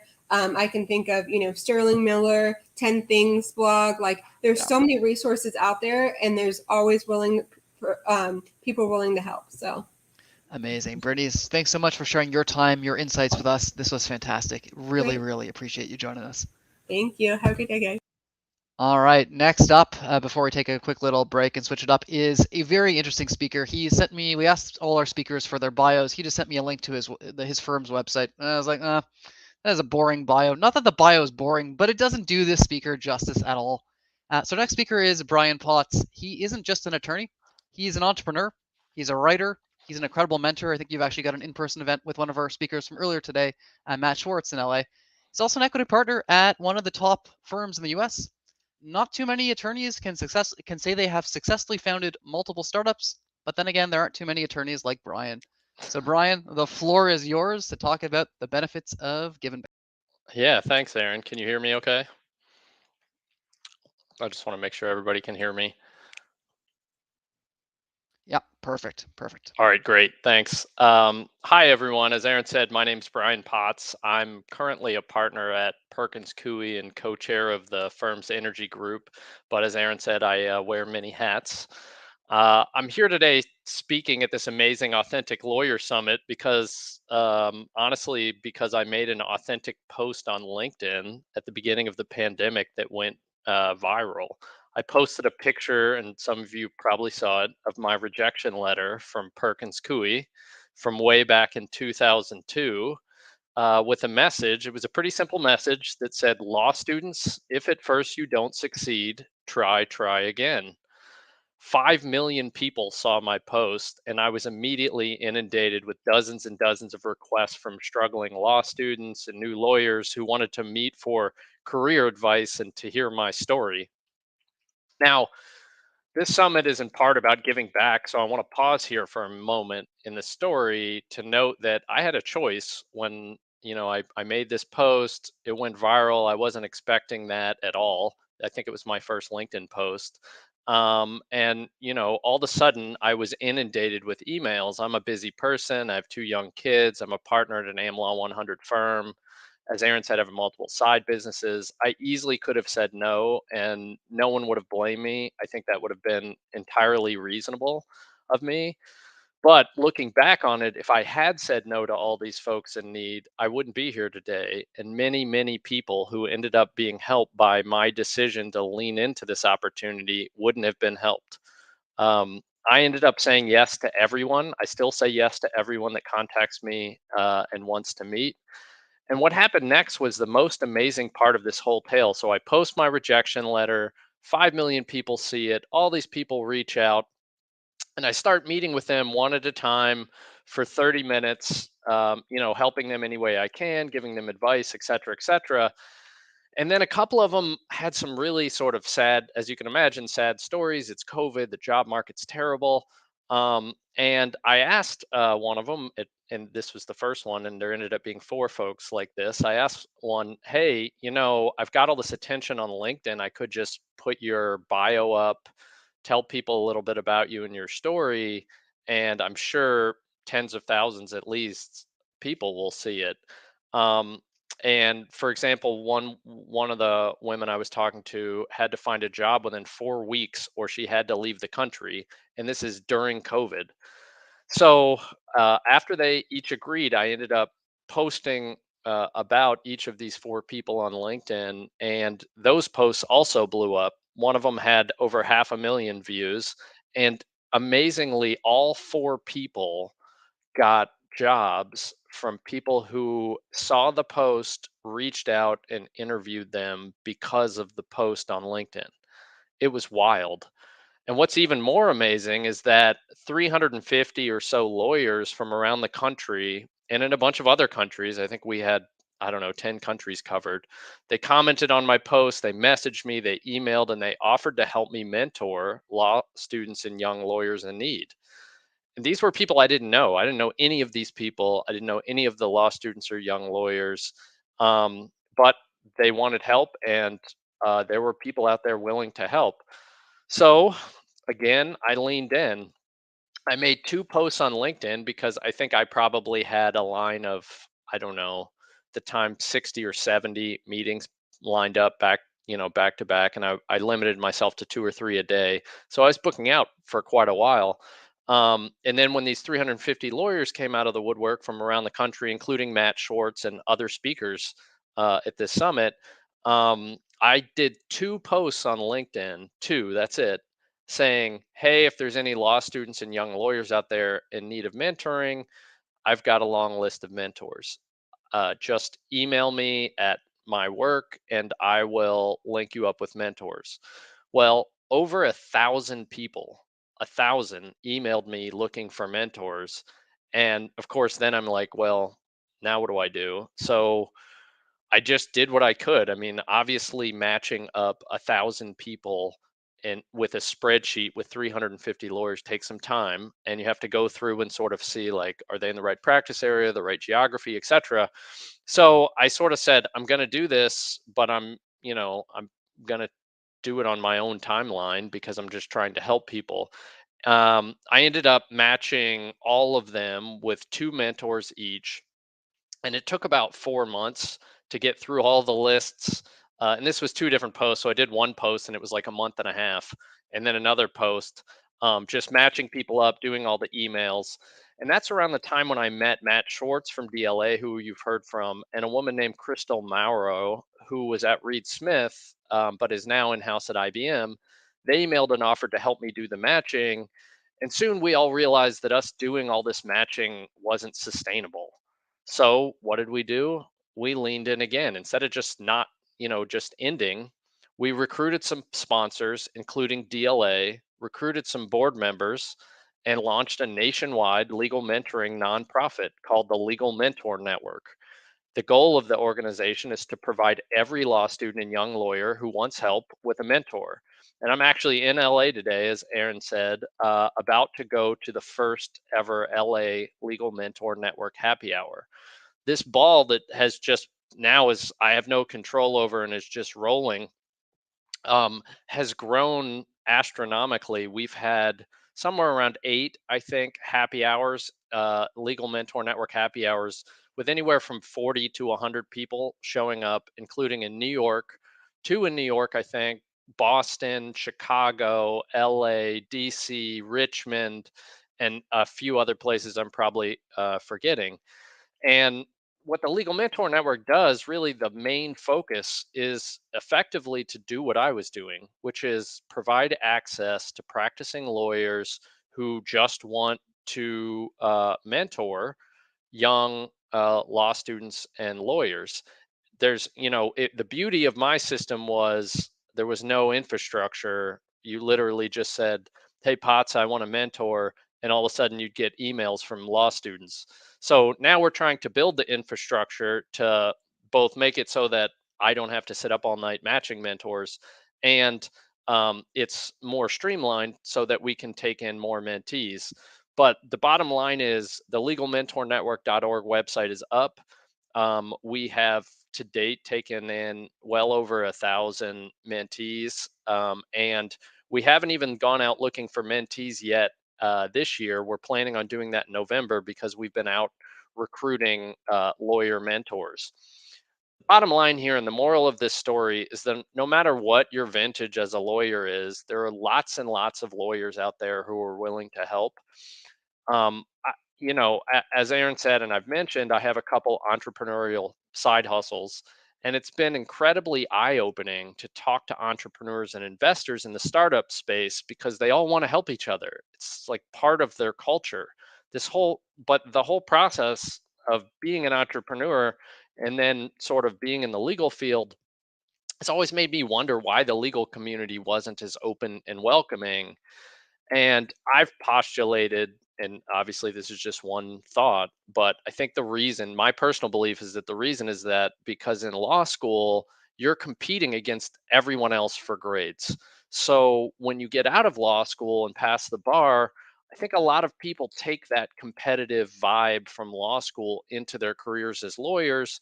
But in reality, that's the wrong approach because once you graduate from law school, almost none of the lawyers in your class or even in your city are actually competing against you for work. So there's no reason for you not to help other lawyers. So, long story short, I'm hoping with initiatives like the Legal Mentor Network and the community that Aaron is building here, we can bring the legal community together. Everyone in the community will be better off if we do, and I truly believe that. And Aaron, I don't know if we're taking questions. Yeah, if anyone has a question, feel free to throw them in the chat, in the comments, and happy to have Brian answer them. One thing again, I just hear this overwhelming message of trying, and then these amazing benefits happen. Kuram talked about that. Chad talked about it. Brittany talked. Everyone's been talking about this, and I mean, Brian, like you said, and I'm actually curious on your end. Before you wrote that first LinkedIn post, the one that went viral with 5 million, Were you nervous to do it, or like what were you expecting in your head the reaction was going to be, or what was it like for you? I mean, honestly, I had no idea that anyone would even see it. I hadn't done that many LinkedIn posts. I was kind of a Twitter person. I had a little bit of a Twitter following, but I wasn't, a huge social media person at the time, at least not personally. And I thought it was funny. I thought it was ironic. Um, Obviously, I touched a nerve, which frankly wasn't my intention, but I think the timing and everything just came together. And then again, like you said, like I didn't want to be the legal mentor. I've none of I had no backing or background in that, training in that. I've never done that before, but this just happened to me and I leaned in, and now I've mentored at least 500 different law students myself, or young Wow. lawyers. And so, I'm really glad that I did. And it's a good message for everybody else that when an opportunity arises, even if it's something you think, has nothing to do with your career or what you're doing, lean in. Yeah, no, it's incredible. There's so many things I started. I started with an idea, probably like you. I want to help one person. I want to do this, and then they inadvertently snowballed. It caught on. I'm like, oh, there's something more here. I can't give this up Hmm. because there's people I want to help. There's people resonating, and I'm sure on your end, your goal here is not to make money from this or anything like that. But I have no doubt you've built amazing relationships, friendships, all these things with the other mentors, with mentees. I'm sure there's a ripple effect back to you of all these unintended extra benefits that are not at all front of mind. But it has to have been the case, doesn't it? Yeah, I mean, I'm meeting so many more people. And when you go to these legal mentor network happy hours, a lot of times I get to see mentors meet their mentees in person for the first time. And these are people who literally only met because of me, even though they didn't know me. I don't know them. I just happened to do this. But the good vibes and the feeling and just sort of the appreciation, it's been amazing. And I get Awesome. emails regularly from people who like claim that I got them a job, even though I'm like, no, you got the job. But it feels good, and again, it was nothing that I was planning. It just happened. That's awesome. And Gabby's asking in the chat, is this just a national, U.S. initiative, or is it global as well, or what are the thoughts there? Yeah, we have Not a to add lot more of to your plate, to be clear. Yeah, we have a lot of LLM students and international students, but it's mostly focused on getting a degree in the U.S. So whether it be an LLM, a JSD, a JD. But we are obviously hoping to expand, and we have a lot of international interest. But one thing at a time. There's 35,000 law students that graduate every year, so we're hoping we can get up to 10% of all law students having mentors, and that'd be 10,000 people or more.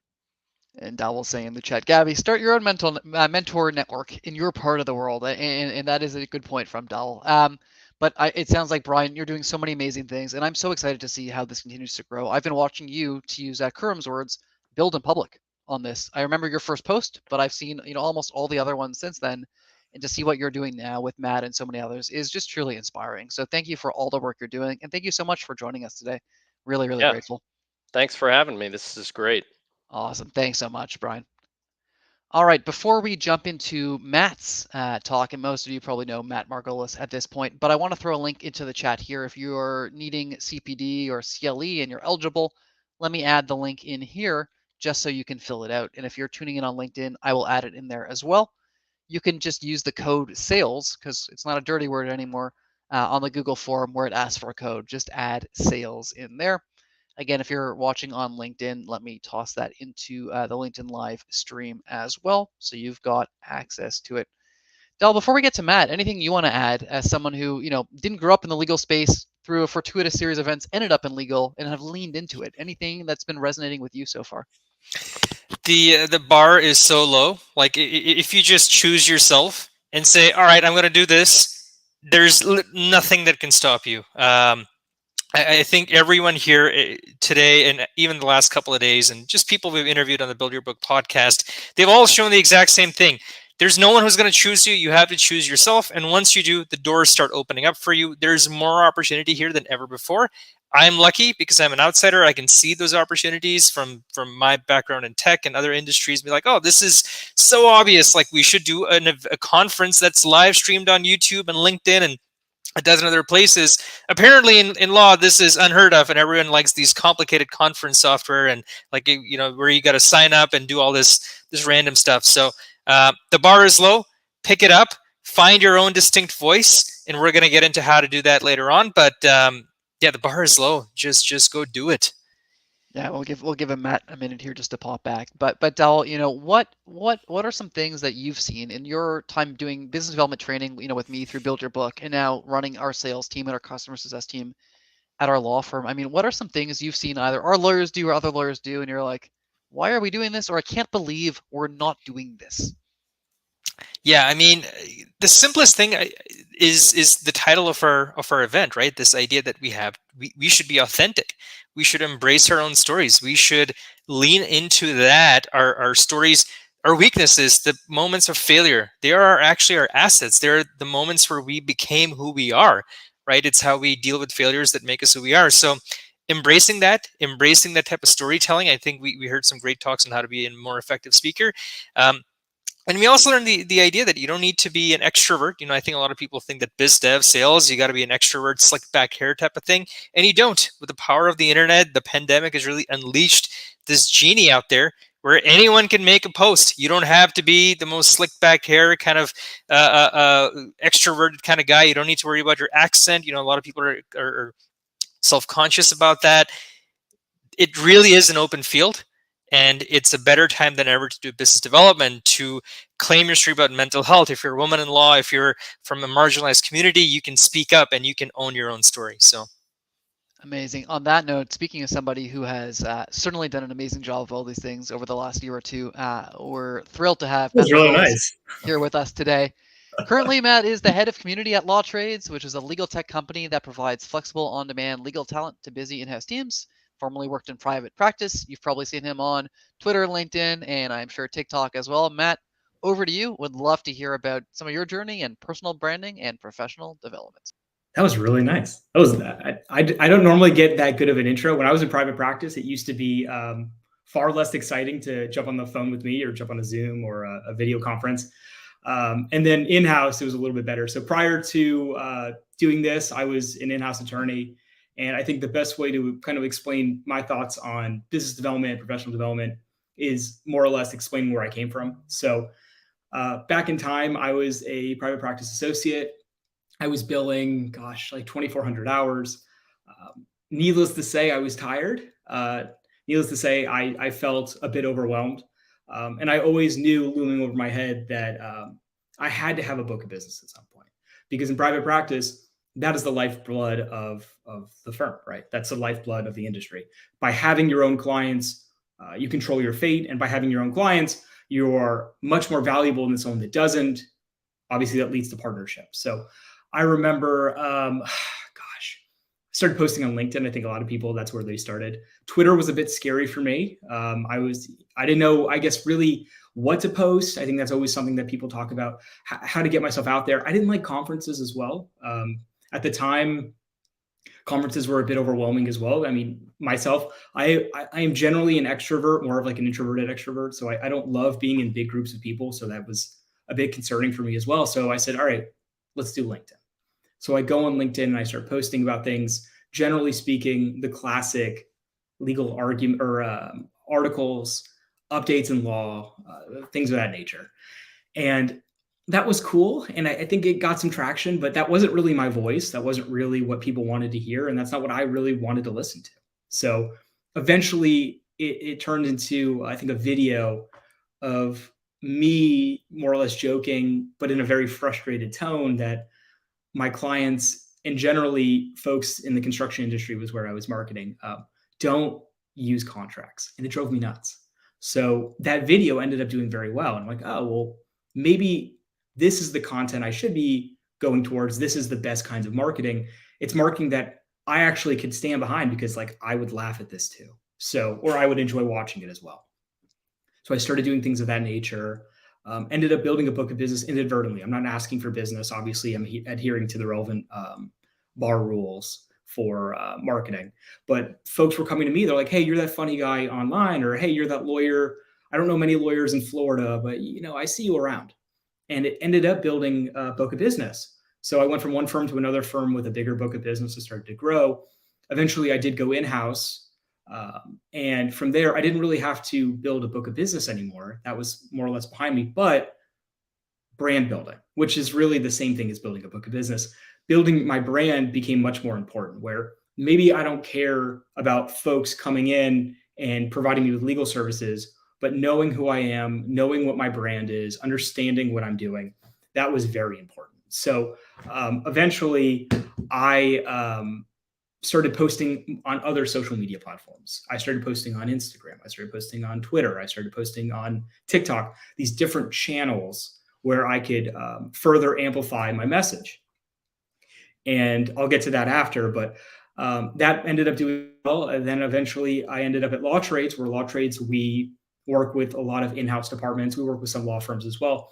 And the same kind of marketing translated, right? The brand building, it's all relative. It's all uniform. So now in my current role, you probably see me on TikTok. You probably see me on Instagram. You probably see me on LinkedIn, and you probably see me on Twitter. And that content marketing, that is massive. Now, to get to content marketing, to market like that, I heavily advise that you have a central message. That's very, very important. And for me, across all of the different firms, the in-house department in Law Trades now, I always had a central message in my head that I wanted to make sure that I hit, a message that was true to me and that resonated with others.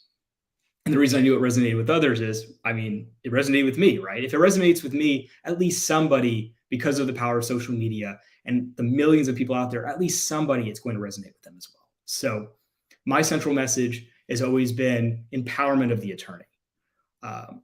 Make sure that the attorney is paid exactly what they're supposed to be paid, exactly what they're supposed to do. Empowerment of all attorneys, regardless of creed, color, gender, whatever it may be.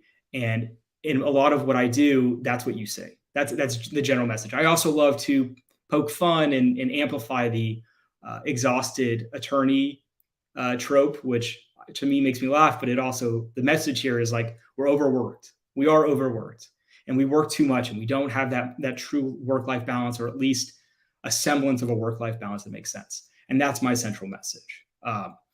And using that message, remembering that message and that core, I make content, and the content is anything from funny, at least I think it's funny to inspirational, to questions, prompting my community to engage with the content. And that's very important. And again, it has to be with that core message. If I'm straying away from the core message, and if you're straying away from your core message, you may not resonate with the audience, or you may find a new audience, and it's an audience you are not looking for, right? It's not an audience that you want to engage with, or at least it's not an audience that makes sense, right? I have friends that post on social media, and they love doing very widespread messages, messages that are maybe applied to a variety of different groups. And the way they present that message, it'll hit groups or audiences that necessarily just don't matter. And then eventually what happens when you do that is you create this like large audience that can't agree on one subject. And it's really hard to find one thing that everyone agrees with.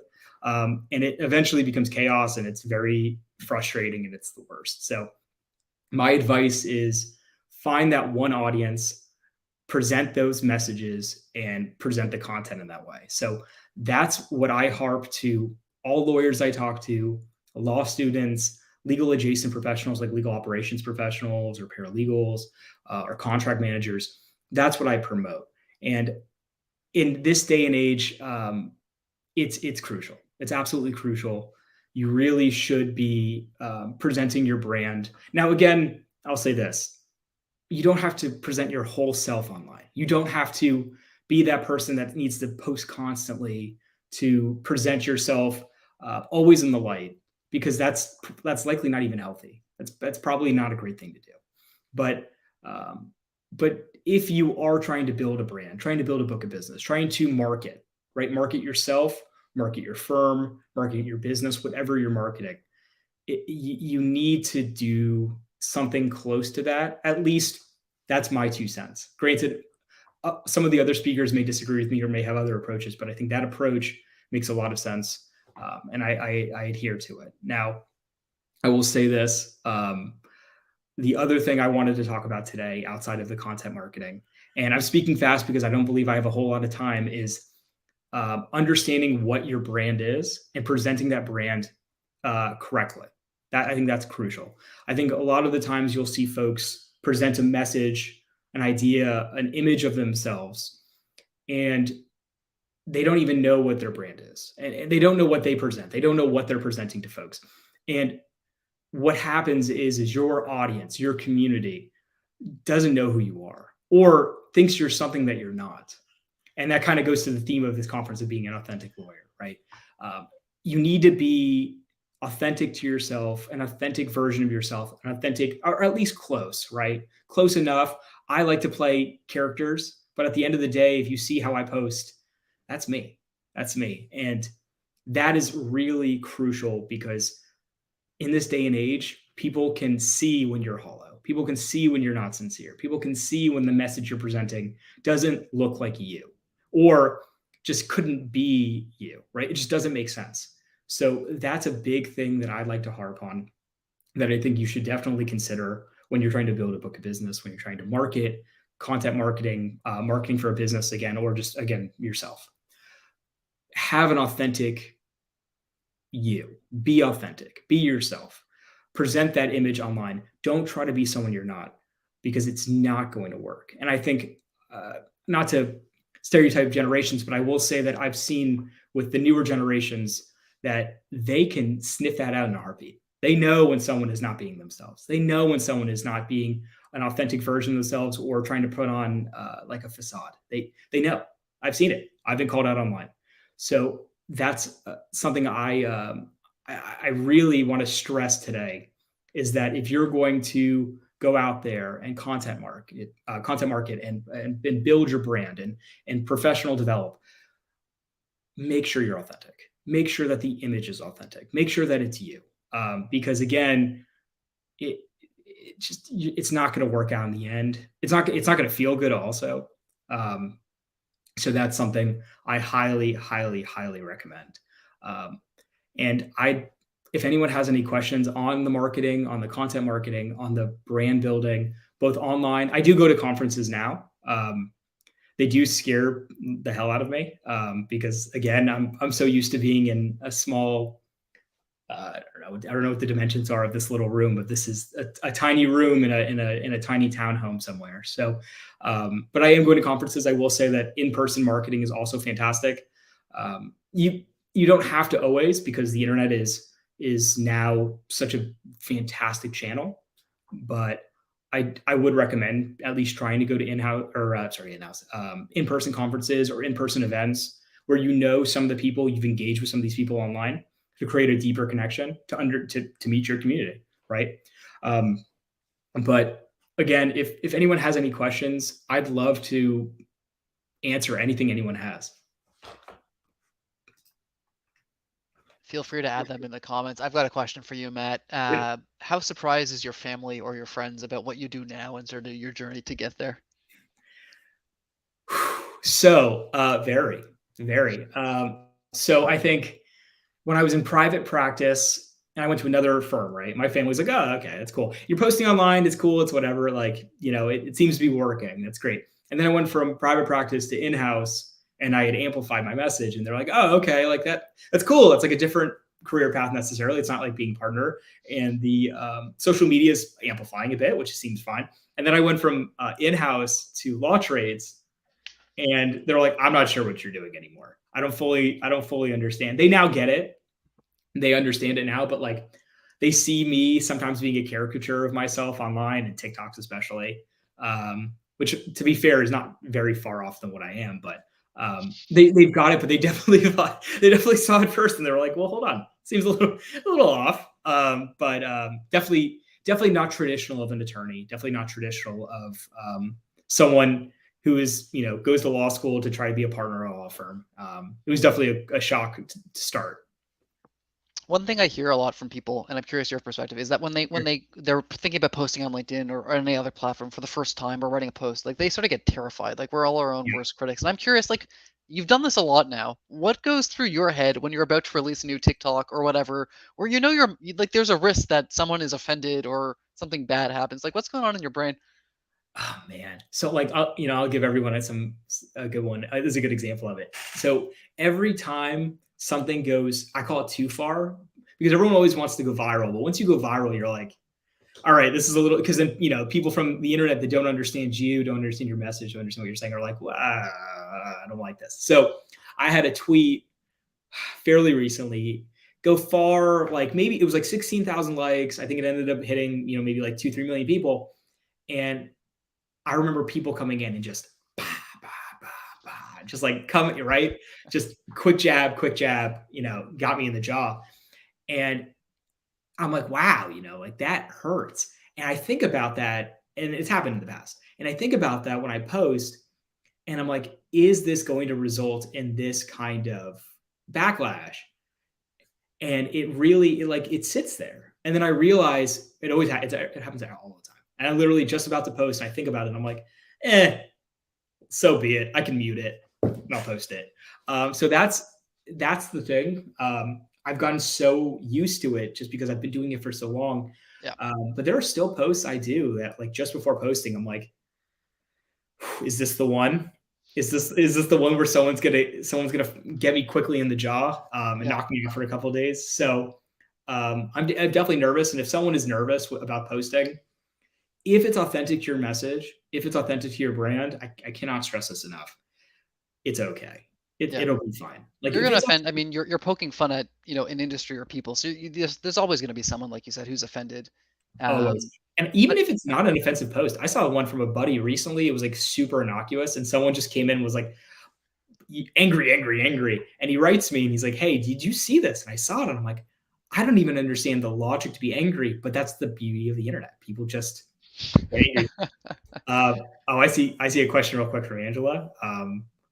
Answer. Angela, it's you, of course. If you want me to be sincere, guys, I wonder if he's watching it. It's Alex. It's always gonna be Alex. Alex is one of my favorite creators on here, because Alex Sue, if everyone's wondering who I'm talking about, because he's a riot. I love everyone else who posts. I thoroughly enjoy everyone's content, especially content that is different than the traditional posts I see online that are like just this boilerplate, like nonsensical nonsense that, again, is not true to yourself. If you're posting true to yourself and this is an authentic thing you're posting, chances are I'm going to see it and be like, that's nice. That's awesome. Like, I love this. So everyone's my favorite creator, but Alex is winning just by like a little bit more. And I think, to your point, the stuff you're posting, the stuff Alex is posting, everyone here is talking about, it's, as you said, it's authentic, and it's not actually about any substantive legal thing. Yes. I always joke to people, I'm like, I have not posted a single thing on LinkedIn probably in the last 2 years about why I'm the greatest lawyer. I just post commentary, and people assume I must be okay, and then they send me work as a result, right? None of it is just storytelling. That's what you're doing too, Matt, right? That's 100% right. I thank you for bringing up that point. And it's a point I probably should have addressed earlier is this is a problem with lawyers, I think, generally, is lawyers like to think we always think we're the best lawyer, right? And you may be a stellar lawyer, an absolutely fantastic lawyer, but we have to be self-aware. There are other lawyers that are just as good as you. Maybe not necessarily in certain, right? We all have our different experiences. We may be really good in a certain niche or whatever, but generally speaking, when a client is looking for a certain kind of lawyer, it's not always just one lawyer they have to think. It's usually like 2, 3, 4, 5. So I will say this, talking about the law doesn't differentiate you. Everyone can talk about the law, but you're right, Aaron. Talking about yourself, your stories, your ideas, your you, authentically you. And people are like, I know lawyer A, B, and C are really good at what they do, but lawyer A, I like him. I like her. I like them. I like whatever they're saying. And I have seen it time in and time out. Clients say, I like lawyer A. I mean, I think they're just as good as lawyer B and lawyer C. It's my understanding.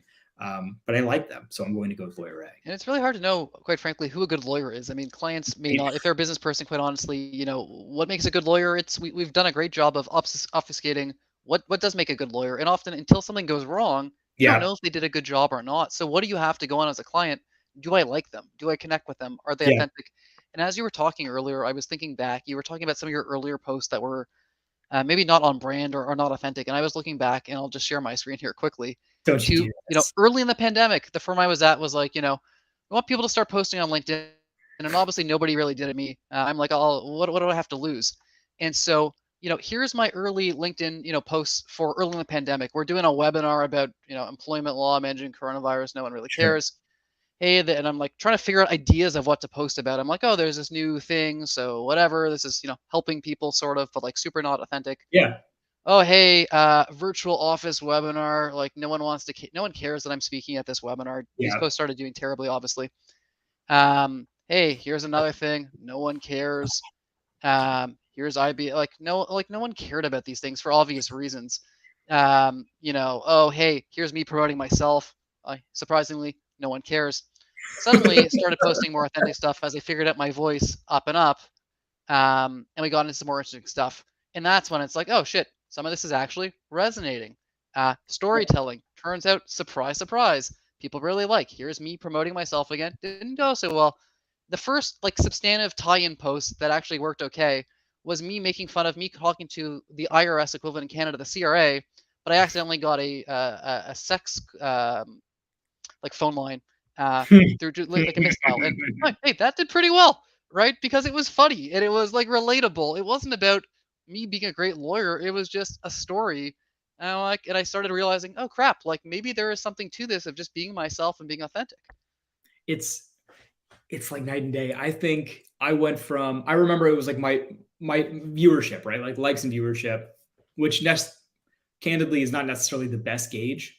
It's really just like who's viewing, right? Who's seeing your stuff. So if you're watching this, if you get 1 million views on something, then cool. It may not be the best, but I'll say this, when I first started posting stuff that drove me nuts, it would get maybe 10, 12, 20, 30, 50 likes tops. Maybe 2,000 views. And then when I started to be authentic and talk about things that I thought were funny, that I thought were silly with the industry, that I thought was a story that was sincere to me, right? That really resonated with me. All of a sudden the views were 20,000, 30,000, 1 million, 2 million, 3 million, 5 million. And if you look up the makeup of the views, because that's really that's what I look at. I think that's what everyone should look at. My market is always attorneys, right? And looking consistently. Attorneys, because they see that and it resonates with them because it resonates with you, right? That's what I see. And it's like night and day. It was like night and day with all my content. It was night and day with everything I was doing. And it's stellar. That's one thing I will say for everyone. I mean, it's a little off, but going viral isn't everything. I can't stress that enough. I know people want to go viral, want to be they may say they don't want to be famous, but I mean, Aaron, some people want it, right? You think about it, you're it'd be cool to be recognized, but that's not what's important. For what you're doing, if you're building a brand, you're building a book of business, you want to hit a market. You want to hit a demographic. You want to hit all of the construction folks. You want to hit, that was what I was looking at. You want to hit all of the bankers. You want to hit all of a group that is your client base. That's your core, right? And if you just want to go viral, that's great, but it's not going to help you. It's not going to help you. You're not going to build anything. Yeah, no, 100%. And like you said, if you're able to do it authentically, not only is it actually going to work better, but you're going to feel good about doing it. You're no longer being sleazy. You're no longer selling. You're not even selling. Weird. You're just having fun. It feels so weird. You post something that's not. I have that where every so often I would post. This is before I would post something that you're right. This just wasn't me, and I posted. I'm I hate this. I hate me. I just was I don't like this anymore. I'm out. Yeah. Delete LinkedIn. Yeah. No, continue. Let me ask you one final question before we wrap up your part, and I know I've got to leave some room for Dowell. What do you think is stopping the average attorney, lawyer, legal professional from posting authentically? Because you didn't start that way, I didn't start that way. It's worked for you, it's worked for me. What's holding them back? Is it themselves, their environment? What do you think it is? Two things. It's a combination of so it's a combination of us and our employers, generally speaking, right? It's us because I'm so especially as like lawyers, right? I don't want to be made fun of. I don't want someone, right? I post, especially when you post something authentically, and someone's like, "That's dumb." Nothing hurts more, and I get it. I completely get it. But people are always going to do that because you have to be cognizant of the fact that the internet is mean. For them, people are mean, but then a lot of people are really nice. If you ignore the mean, you accept the nice. Like, not to say like criticism isn't good, right? Generally, constructive criticism is great, but like baseless, mean criticism, ignore it, right? So that's the one side of it, right? Is us being afraid to be authentic, to be, sincere, and then getting punched in the jaw, right?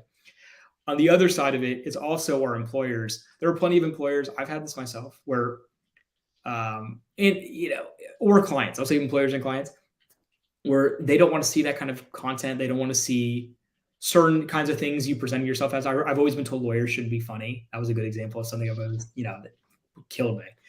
Thankfully, I'm not. So that employer won. But that's another thing. I think employers as well and clients, like there are some that don't want you to post that way. And granted, like you got to keep your job, but that may be impediment for some folks. Yeah, I think it could be a good reminder for some people of, is this a culture I want to be in? Is this the environment I want to be in? Because if I can't be myself, if I can't bring my authentic self to work or try to build the brand that I can carry with me at this job or elsewhere, maybe it's not a culture fit. But Matt, I just want to say thank you so much for taking time out of your busy day, making memes and doing whatever you do to join us here. I say that sarcastically. I know you've got many, many things you're working on, and I'm sure many more that we're not even aware of. But thank you so much for sharing your wisdom, your authenticity, and giving people a sense of what goes in behind the scenes on your end. And flattery gets you nowhere. You stop in here. I'm authentic. I don't if I say things that are flattering, it's because I truly believe them, and Dowell can attest to that. There are definitely not too many compliments coming from me that are not truly heartfelt. So thanks again so much, Matt. Really appreciate it. And Dowell, you're up. But I'm on mute, of course. I'm on mute. It's been an incredible event. I think we're just getting, like, Chad is chiming in. We think we're going to make that first post, we're going to destroy our careers, but actually showing up authentically with good intent, then the right opportunities will start to find you. And I think, Angela makes a really good point that it's not about the number of reactions you're going to get, right? Like, sure, that generates awareness, but then what you really want is the sale. You want that opportunity. You want that DM. You want to slide into someone's DM, as the kids call it, which gets the real kind of traction. So Anika Jivaji is saying, I believe she's from Vancouver, or they are from Vancouver. When I first started posting authentically, I literally had calls from former partners I had worked for saying that I would tank my career speaking about mental health, but it was the best thing I ever did. So just some incredible stories coming in about making these posts, being authentic. Quite often, though, people are afraid of being authentic. I remember when I first sort of made this transition in my part-time working with lawyers, working with law firms, and Aaron and I ran a poll, and I think we polled around 100 or so attorneys across the US and Canada. And we asked the question, like, what do you think, what's your biggest fear when it comes to doing biz dev, doing business development, doing the sale, marketing, all that kind of stuff? And the most important thing that people said again and again is that I have no idea what sets me apart. And I hope today, from just listening to a lot of these conversations, you're starting to understand that what does set you apart is your story, your humanity, right? That is such an important part of it. I think everyone is saying that, if there's option A and option B, you're both fairly competent, that between lawyer one and lawyer two, your client is going to pick the person who's more personable, who's more authentic, who's more real, who's more likable, all of those sorts of things. And Aaron and I have had the privilege over the last 2 years or so working with dozens and dozens of lawyers from across the globe, from Hong Kong all the way down to Los Angeles and Vancouver and everything else in between. And we have taken our best insights and we've created a mini course for anyone who wants to join it. We call it the Authentic Lawyer Branding Course. It's a really incredible course. We're going to do it again in January of the coming year, and I'll take just a couple of seconds to talk about it. It is called the Authentic Lawyer Branding Course. This is for partners. It's for solo practitioners. It's for mid-level and senior associates. And really what you're meant to do here is walk through the anxiety, the fuzziness you might feel about your brand. You want to discover those hidden blind spots. And I think this is such a key part. We have found again and again that if you have a group of people that you're doing this with, you're making those posts, you're doing these things live, together, it becomes a lot easier for you to go out there and start making those posts. So you're going to be doing this in a cohort-based coach. It's not one-on-one coaching. This is you working with a group of people to accomplish this thing, and together you're going to be cheering each other on. Our next cohort is specifically for women, but nevertheless, if you are a man, you can apply as well, because we are going to be doing another one in February for everyone. And if you need reimbursement by your employer, we made it super easy. You can click on it and you can actually get all the scripting, all of the messages that you need in order to get compensated for doing this course. So I really hope that you find this useful. I sell this. Aaron and I stand behind this product because we believe in it. We've seen the impact it's made. We were invited by Maven.com to do our courses on there. That's why you're only seeing like 6 or 7 reviews on there. But Maven was founded by the guy who started Udemy, a multi-billion-dollar company. And we were invited to run our courses on there because we know our courses really make a difference. And you can see some incredible testimonials out of this thing. You'll discover kind of what you can expect to get out of this. I'll put the link up in the banner as well. But hope if this can be of service to you, please let us know. Aaron, what are you thinking about? Yeah, I was thinking, we had Farron and Selena speaking this morning at the parenting session. Both are alumni of our courses, and I mean, they did all the hard work. All we did was a little bit of coaching to help them get there and help them sort of feel comfortable finding that voice. And if you heard Farron's talk this morning, you saw how authentic she is and how open she is about these things. But you'd be surprised for so many other people I work with, and myself included in the past. Neither Dowell and I are natural people who crush it at conferences. Definitely not. I hate people to some extent, depending on my mood. But I've learned a lot of these things, and so much of it was mindset, like a huge mindset shift. And when I first started working with Dowell, I was like getting over this fear of rejection and fear of this. And we all have these fears for different reasons, childhood and this and that. But the cool thing in these cohorts is it's like everyone feels the same way to start. We're all a little scared. One person sort of takes the plunge. Everyone else sees how that person just did it. And then it's like, oh crap, like we were just in the same position last week. This person just got over that fear. They tried, we pushed them a little bit, and they're so grateful. They're like, oh man, I'm so glad I did this. And then we've seen this like really, really cool things happen to people, like in some cases career changing, in some cases very not career changing. And we don't promise that. I love Angela in the comments saying, me too, I hate people and I'm a life coach. Yeah, exactly. I love people in doses. But doing this work for us has been so rewarding. And it's just, as I'm hearing, Chad today and Brian and everyone else, like, wow, how rewarding have these things been that they've done, by just being authentic. And so if you need a little help, you need a little push. The nice thing is we've done this before. We always do a full money back guarantee if you don't get what you want, because at the end of the day, we're here to help people. And zero pressure. At the end of the day, we're doing the summit, nothing to do with that. But we did want to let people know just because it's so on point here. Dal, what's coming up next? We still got lots of people here. We've got about an hour left. Where are we moving to right now? Yeah, so we're going to go on a Zoom call where we're all going to just go around in a room of 60 people and introduce ourselves. No, I'm kidding. We're not going to do that because Zoom calls suck, and hopefully you're getting a lot more fun, more interactive, more interactivity on something like YouTube right now. But for the next phase, we're going to move to a platform called Gather Round. And instead of a typical kind of awkward push and pull you have at conferences, we're going to give you guided questions that helps you do B2B networking. With the kind of work that you do, you're going to be able to share that with one another. The questions are already pre-made for you. It's your it's entirely up to you if you want to join in that conversation or not. If you want to join in on the next chat, you can. It's a bit like speed dating, but the questions are a lot more guided. It's a lot less awkward, and you're going to get a lot of value out of it if you want to join. So the simplest way of doing that is if you click on this link, and I'm going to put it in the comments right now, and I'll show it on the screen as well. Oops. AuthenticLawyerSummit.com/business-development. If you click on there are 3 links. You can ignore the first link, the challenge.